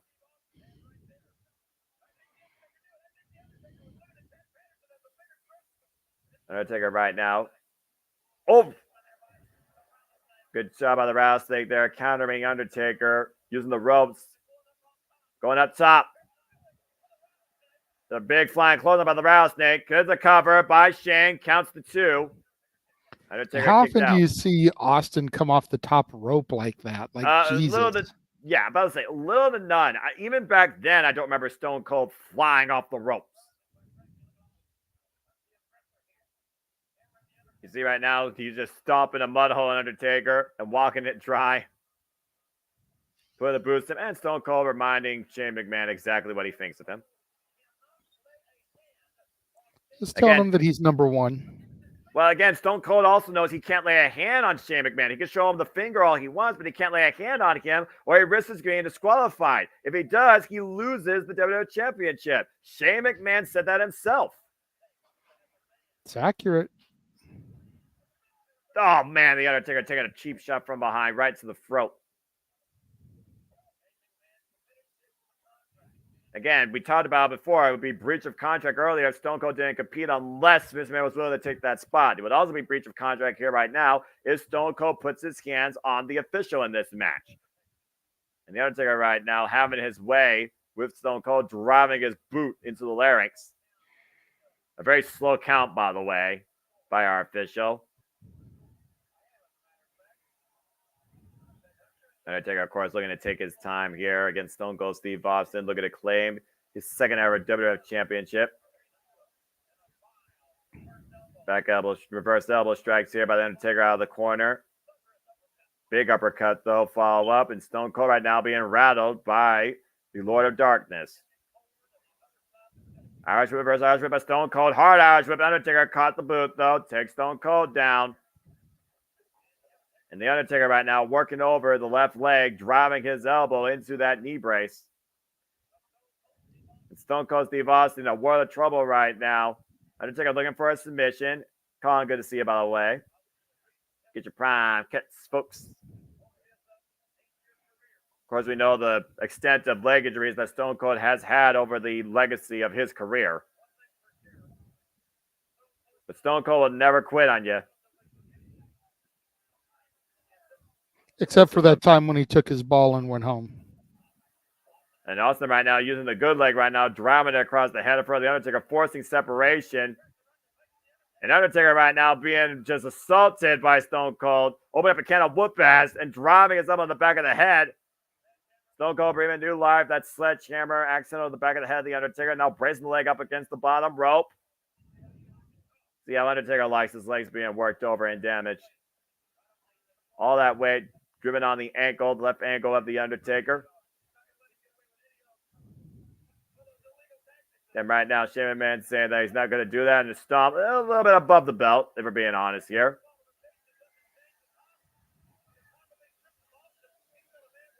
Again, let's keep in mind, though, there is a loophole to this. Champion's advantage. Title can just has to be a pinfall or submission, or if he touches the official. If Stone Cold gets disqualified, he keeps the championship. And Shane can't do nothing about that. Well, but with that being in mind, do you think Shane would call for a disqualification on Austin, knowing that's the only way he could keep the title? Or would he allow Austin to keep going in an attempt to allow the Undertaker to find a way to win?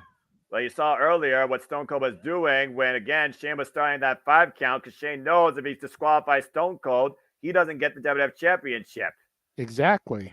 Stone Cold knows how to play this for a game.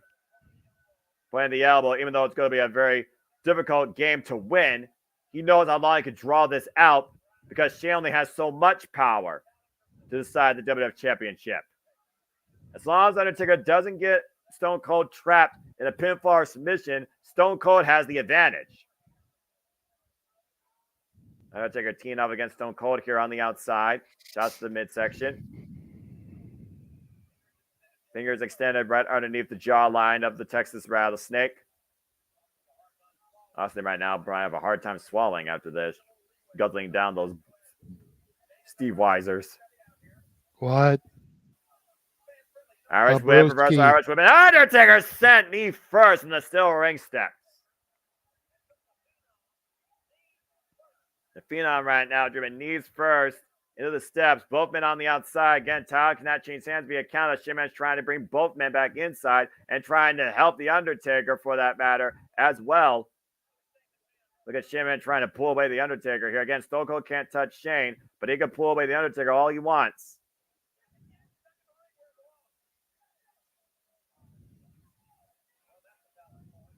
Of course, the match also doesn't end until we have a decision inside the ring if this ref refuses to count out.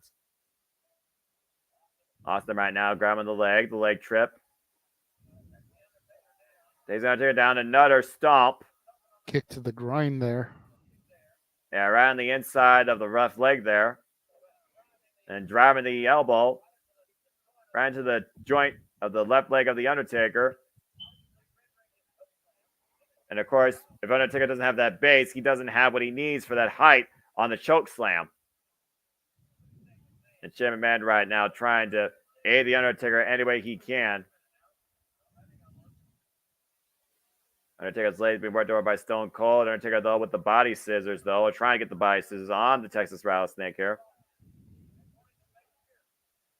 Driving those elbows right into the point of the head. Shane McMahon trying to do everything possible to make sure that Undertaker leads with the WWF Championship and Stone Cold doesn't get disqualified Undertaker right now looking for armbar of sorts, possible cross arm breaker. Stone Cold able to change position though. Well, Austin getting disqualified is directly in Shane McMahon's hands. Again, it's a matter if he wants to pull that trigger to save the Undertaker, or if he wants to allow Austin the liberties so that Undertaker can bring the championship to the corporate ministry. Again, that left knee has been heavily worked over, though. Big damage done as Stone Cold drives his weight again into the joints of the Undertaker's leg. Talked about earlier, a one-arm man and asking in contest. How about a one-legged man? Undertaker driven to the outside now. Legs braced across the... Oh! Down goes Paul Bearer. Paul Bearer got too close to Texas Rattlesnake, and he struck. Oof. Undertaker creating separation. Driving Stone Cold into the security barrier. Undertaker probably going to have a little bit of a hobble in his step now for the rest of this match.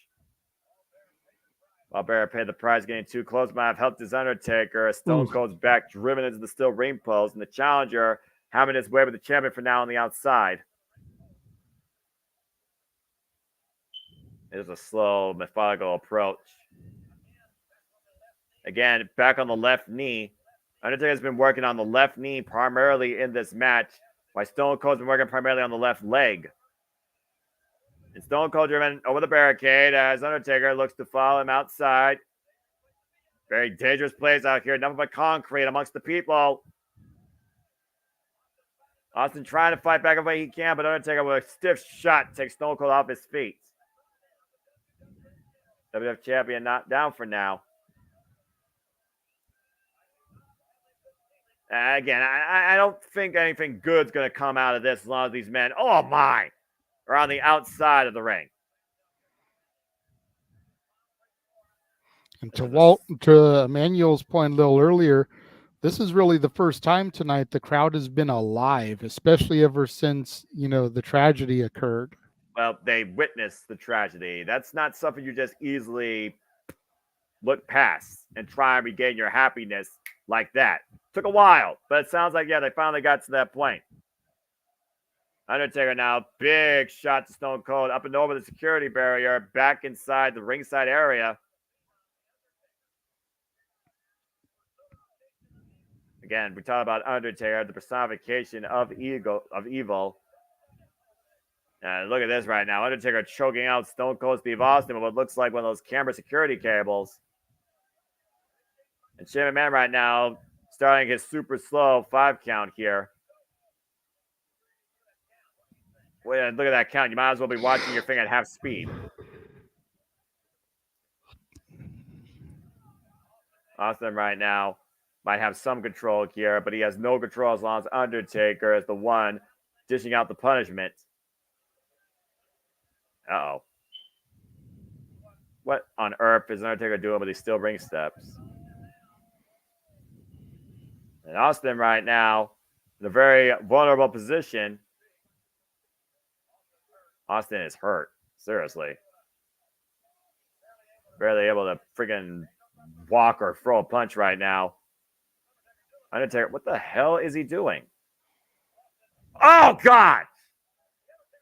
Undertaker just used the steel ring steps as a weapon up against Stone Cold's left leg and knee against the steel ring post. Causing Austin to just collapse there. Trying to shatter his ankle, or well, no, he did that. He's trying to shatter his leg at this point. Again, how evil are you to literally set up your own father for a downfall? Attacking that assault, of course, that Shane McMahon did earlier alongside his corporate ministry against Vince McMahon, making sure that he would not be involved in the decision at all. Definitely pretty evil. And Undertaker right now, pinpoint stomps to that left leg. Stone Cold in a very vulnerable state. You might as well order a cup of coffee with how slow Shane McMahon's counting. Anything but a pinfall for The Undertaker at this point. Of course, Stone Cold was the aggressor in the earlier going, and Undertaker, of course, has taken advantage ever since that Paul Bearer distraction, and might be looking to finally hoist Stone Cold up for a choke slam.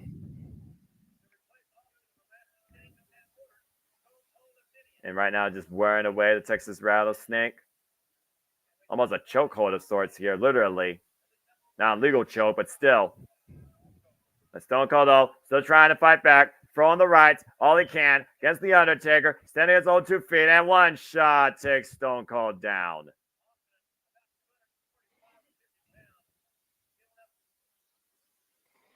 Of course, if you look at the height differential here, Undertaker with about maybe 3 inches on Stone Cold. The weight differential in favor of The Undertaker as well. Oh, wait a minute. Attempt to raise his edge counter. Quick clothesline. Undertaker up and over, though. Lands on his feet on the outside. Undertaker right now trying to bring Stone Cold outside. But Stone Cold with enough power on those legs drives Undertaker over the announce table. What the hell? Oh! Austin got The Undertaker right now in a very precarious spot. Laid out across the announce table.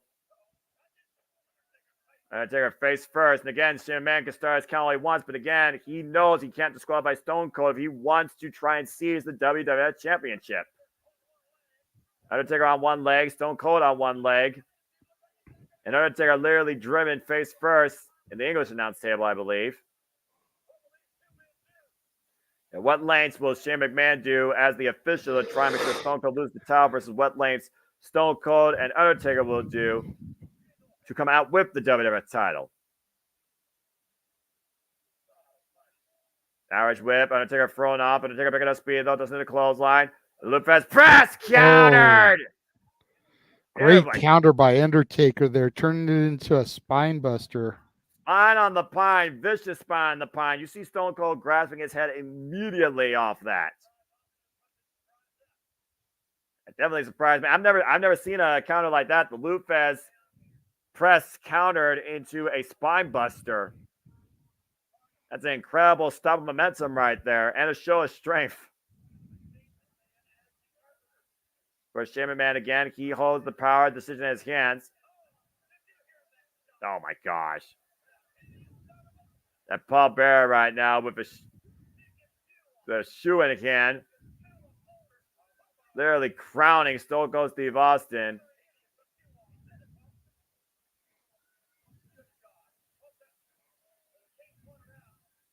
Again, take a look here on the replay.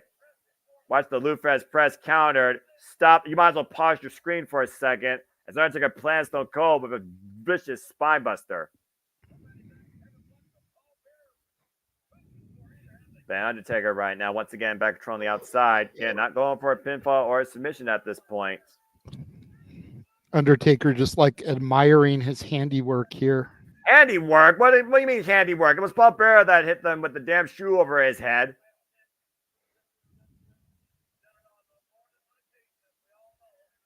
And Undertaker right now and Stone Cold once again back on the outside. Undertaker just teeing off against Stone Cold Steve Austin. With the security barrier, the only thing keeping Stone Cold off his feet at this point. And champion right now is reeling. Up. Stone Cold, though, is trying to fight back. Driving the Undertaker. Face first security barrier. And once again, trying to get the better of his challenger. Bringing him even further away from the ring. Teeing off with a big right. Down goes the Undertaker. And Austin right now laying Shane McMahon, no, screw you. Maybe the arbiter, but I'm the decider at this point how far I'm willing to take this. Again, can't be counted out. Undertaker punching the set. Right for that glass of sorts. And Undertaker's head went for another one of those hanging panes of glass. Undertaker's head literally got crowned. Not broken glass out there. It's a dangerous area for all three men. Now driven into literally part of the staging. And these guys are way far away from the ring at this point. You might as well make this false count anywhere. Nothing but concrete and steel out there. Brawling out by the production area now. And Austin right now, again, teeing off against the Undertaker, up against that concrete. And those bleachers tarped up.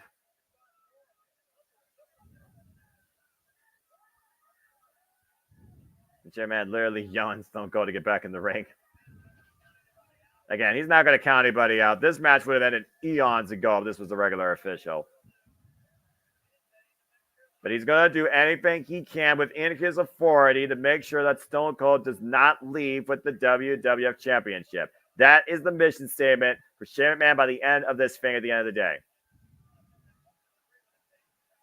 And right now, Undertaker really reeling at this point, and Stone Cold looking to send the Undertaker for a ride across that gurney. Wee. And that elbow driven right down across the head. And again, Undertaker laid out across the concrete floor, but again, you can't get a pinfall or submission out there. He was rolling 2 years before he even used that song. I was about to say, Limp Bizkit was 2001 when they got famous for that song. Even I remember that because, again, WrestleMania 19 before 40 was the GOAT for me. You know about those big uppercuts, though? Again, those uppercuts are a game changer for The Undertaker. Most definitely. One of the best pure strikers in the game with that big right, just rattling the rattlesnake. Teeing off against that bald forehead and Stone Cold down again as we are just now by the ringside. Now the champion rolled back inside the ring. Looking to take advantage here now. Austin's got to, once again, regroup and rethink a different game plan. Because as long as he's not on his feet, Undertaker will have the advantage at any time. A size 17 or 18 boot, that's a big shoe. For again, real. Not as big as the big shows, though. True that. Again, though, the slowest count I've seen, a snail could move faster than Shane McMahon's arm for a 5 count.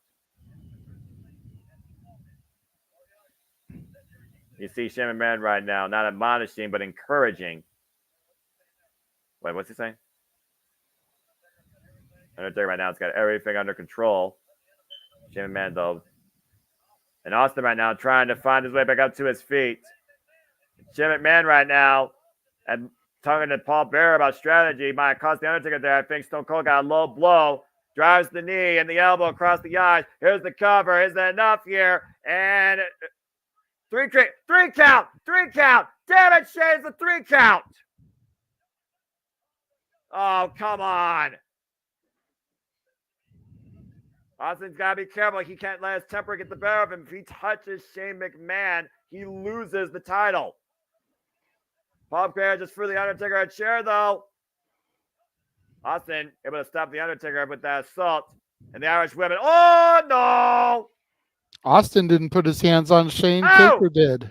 And Taker fell in against Shane McMahon. We got no referee, though. Chair shot top of the head, though. Undertaker's down. Somebody's coming down. Referee coming down. The cover. 2 and oh!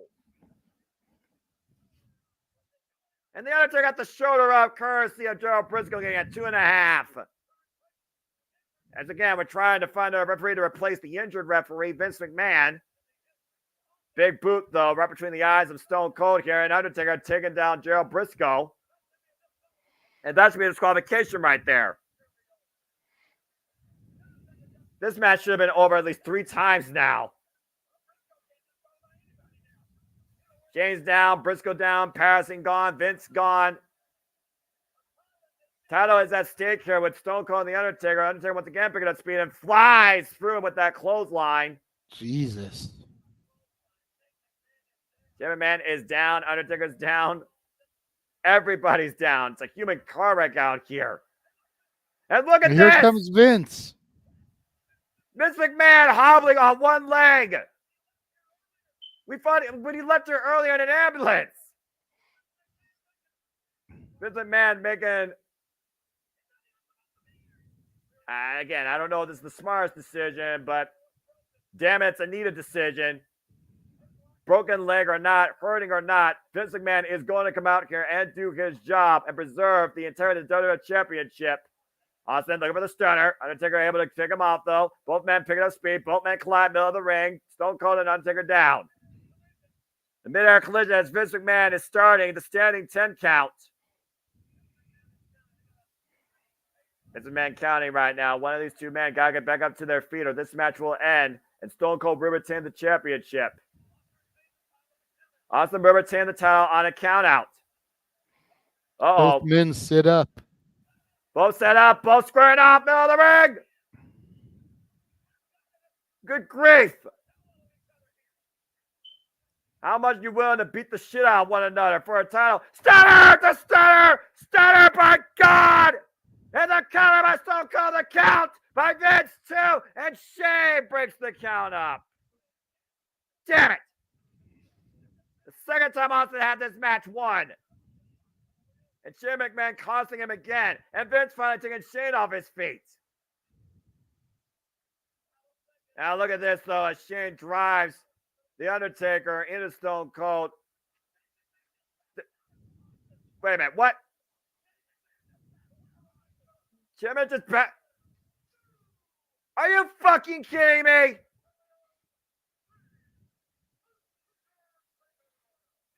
Shane McMahon pushed Stone Cold Steve Austin into The Undertaker.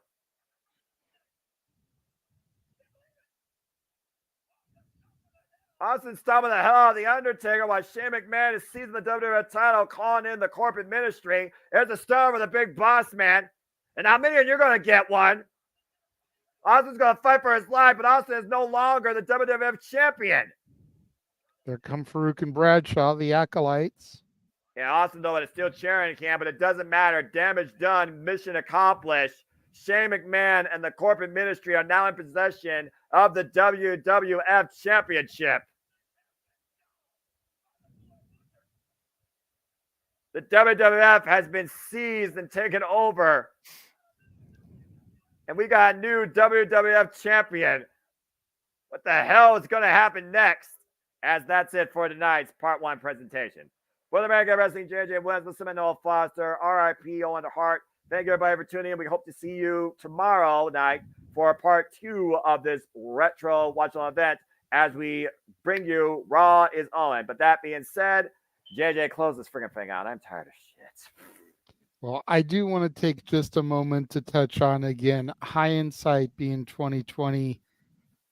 I think they should have had Austin retain the title on this show. Yeah, I agree. I've pointed it out to us in private. I've even pointed out a couple times when hyping this on open mic night, but the Devil just won the championship on a night where Owen Hart passed away in the ring. Yeah, I don't think that's... They could have held this over, not for Raw's Owen, obviously, but for the following week, Raw, the same week where Jeff Jarrett defeated the Godfather for the IC title, done this there, moved the belt to the Undertaker, and, it would have been 8 days difference. Mm-hmm. But it wouldn't have been the night of the tragedy. Exactly. Like, that's something I've always had a little, just never sat right with me. It wouldn't be the first time that I've questioned WWF decisions. And doing this with you just makes me even like, why did you do this? Why? Simon Miller, why? But why? But again, why. The show must go on. Yeah. Undertaker was peak ministry at this point. It made sense for him to defeat Austin. Yeah. Just probably not the wisest decision in retrospect. No. But as Noah pointed out, make sure you guys tune in tomorrow night as we take a look and revisit Raw's Owen. That'll be at 9:00 p.m. Pacific, midnight Eastern time. And then, of course, Saturday, King of the Ring. I believe our coverage for that is kicking off at 9 a.m. Pacific, noon Eastern. And then Double or Nothing on Sunday. I believe coverage for that is kicking off at 3 p.m. Pacific, 6 p.m. Eastern. Because, Tony Khan has to load things up currently with 10 matches. That's reasonable. But we've got Rampage tomorrow and Collision on Saturday for him to add another 5 or 6 matches. Damn it. There's going to be some buy-in matches, the pre-show matches, there's going to be a couple more additions. I know. But thankfully, they always come through. They always deliver. But again, We know that this has been a unique, to say the very least, watch along event, a very somber show to cover. Yeah. But and if any of you guys have issues with us having done this was all my idea. I felt that with it being the 25th anniversary, this was something that needed to be done. It needed to be done. They always say for 9/11, never forget. And Owen Hart and this tragedy is one of those things that I feel kind of say the same thing, never forget what happened, when it happened, where you were when it happened type of tragedy. So we thank everybody that joined us this evening, everybody that tuned in. We thank the three of you that super chatted for access to the Discord so that you could watch the event along as we watched it to cover it. There are still 2 spots for Raw as Owen tomorrow. If anybody would like to super chat and claim those. If not, then we'll just leave it the way it is. Noah, thank you for joining me and giving this show your voice as always. And we will just leave it as that. Have a good night, everybody. We will see you guys tomorrow. Have a good night, folks.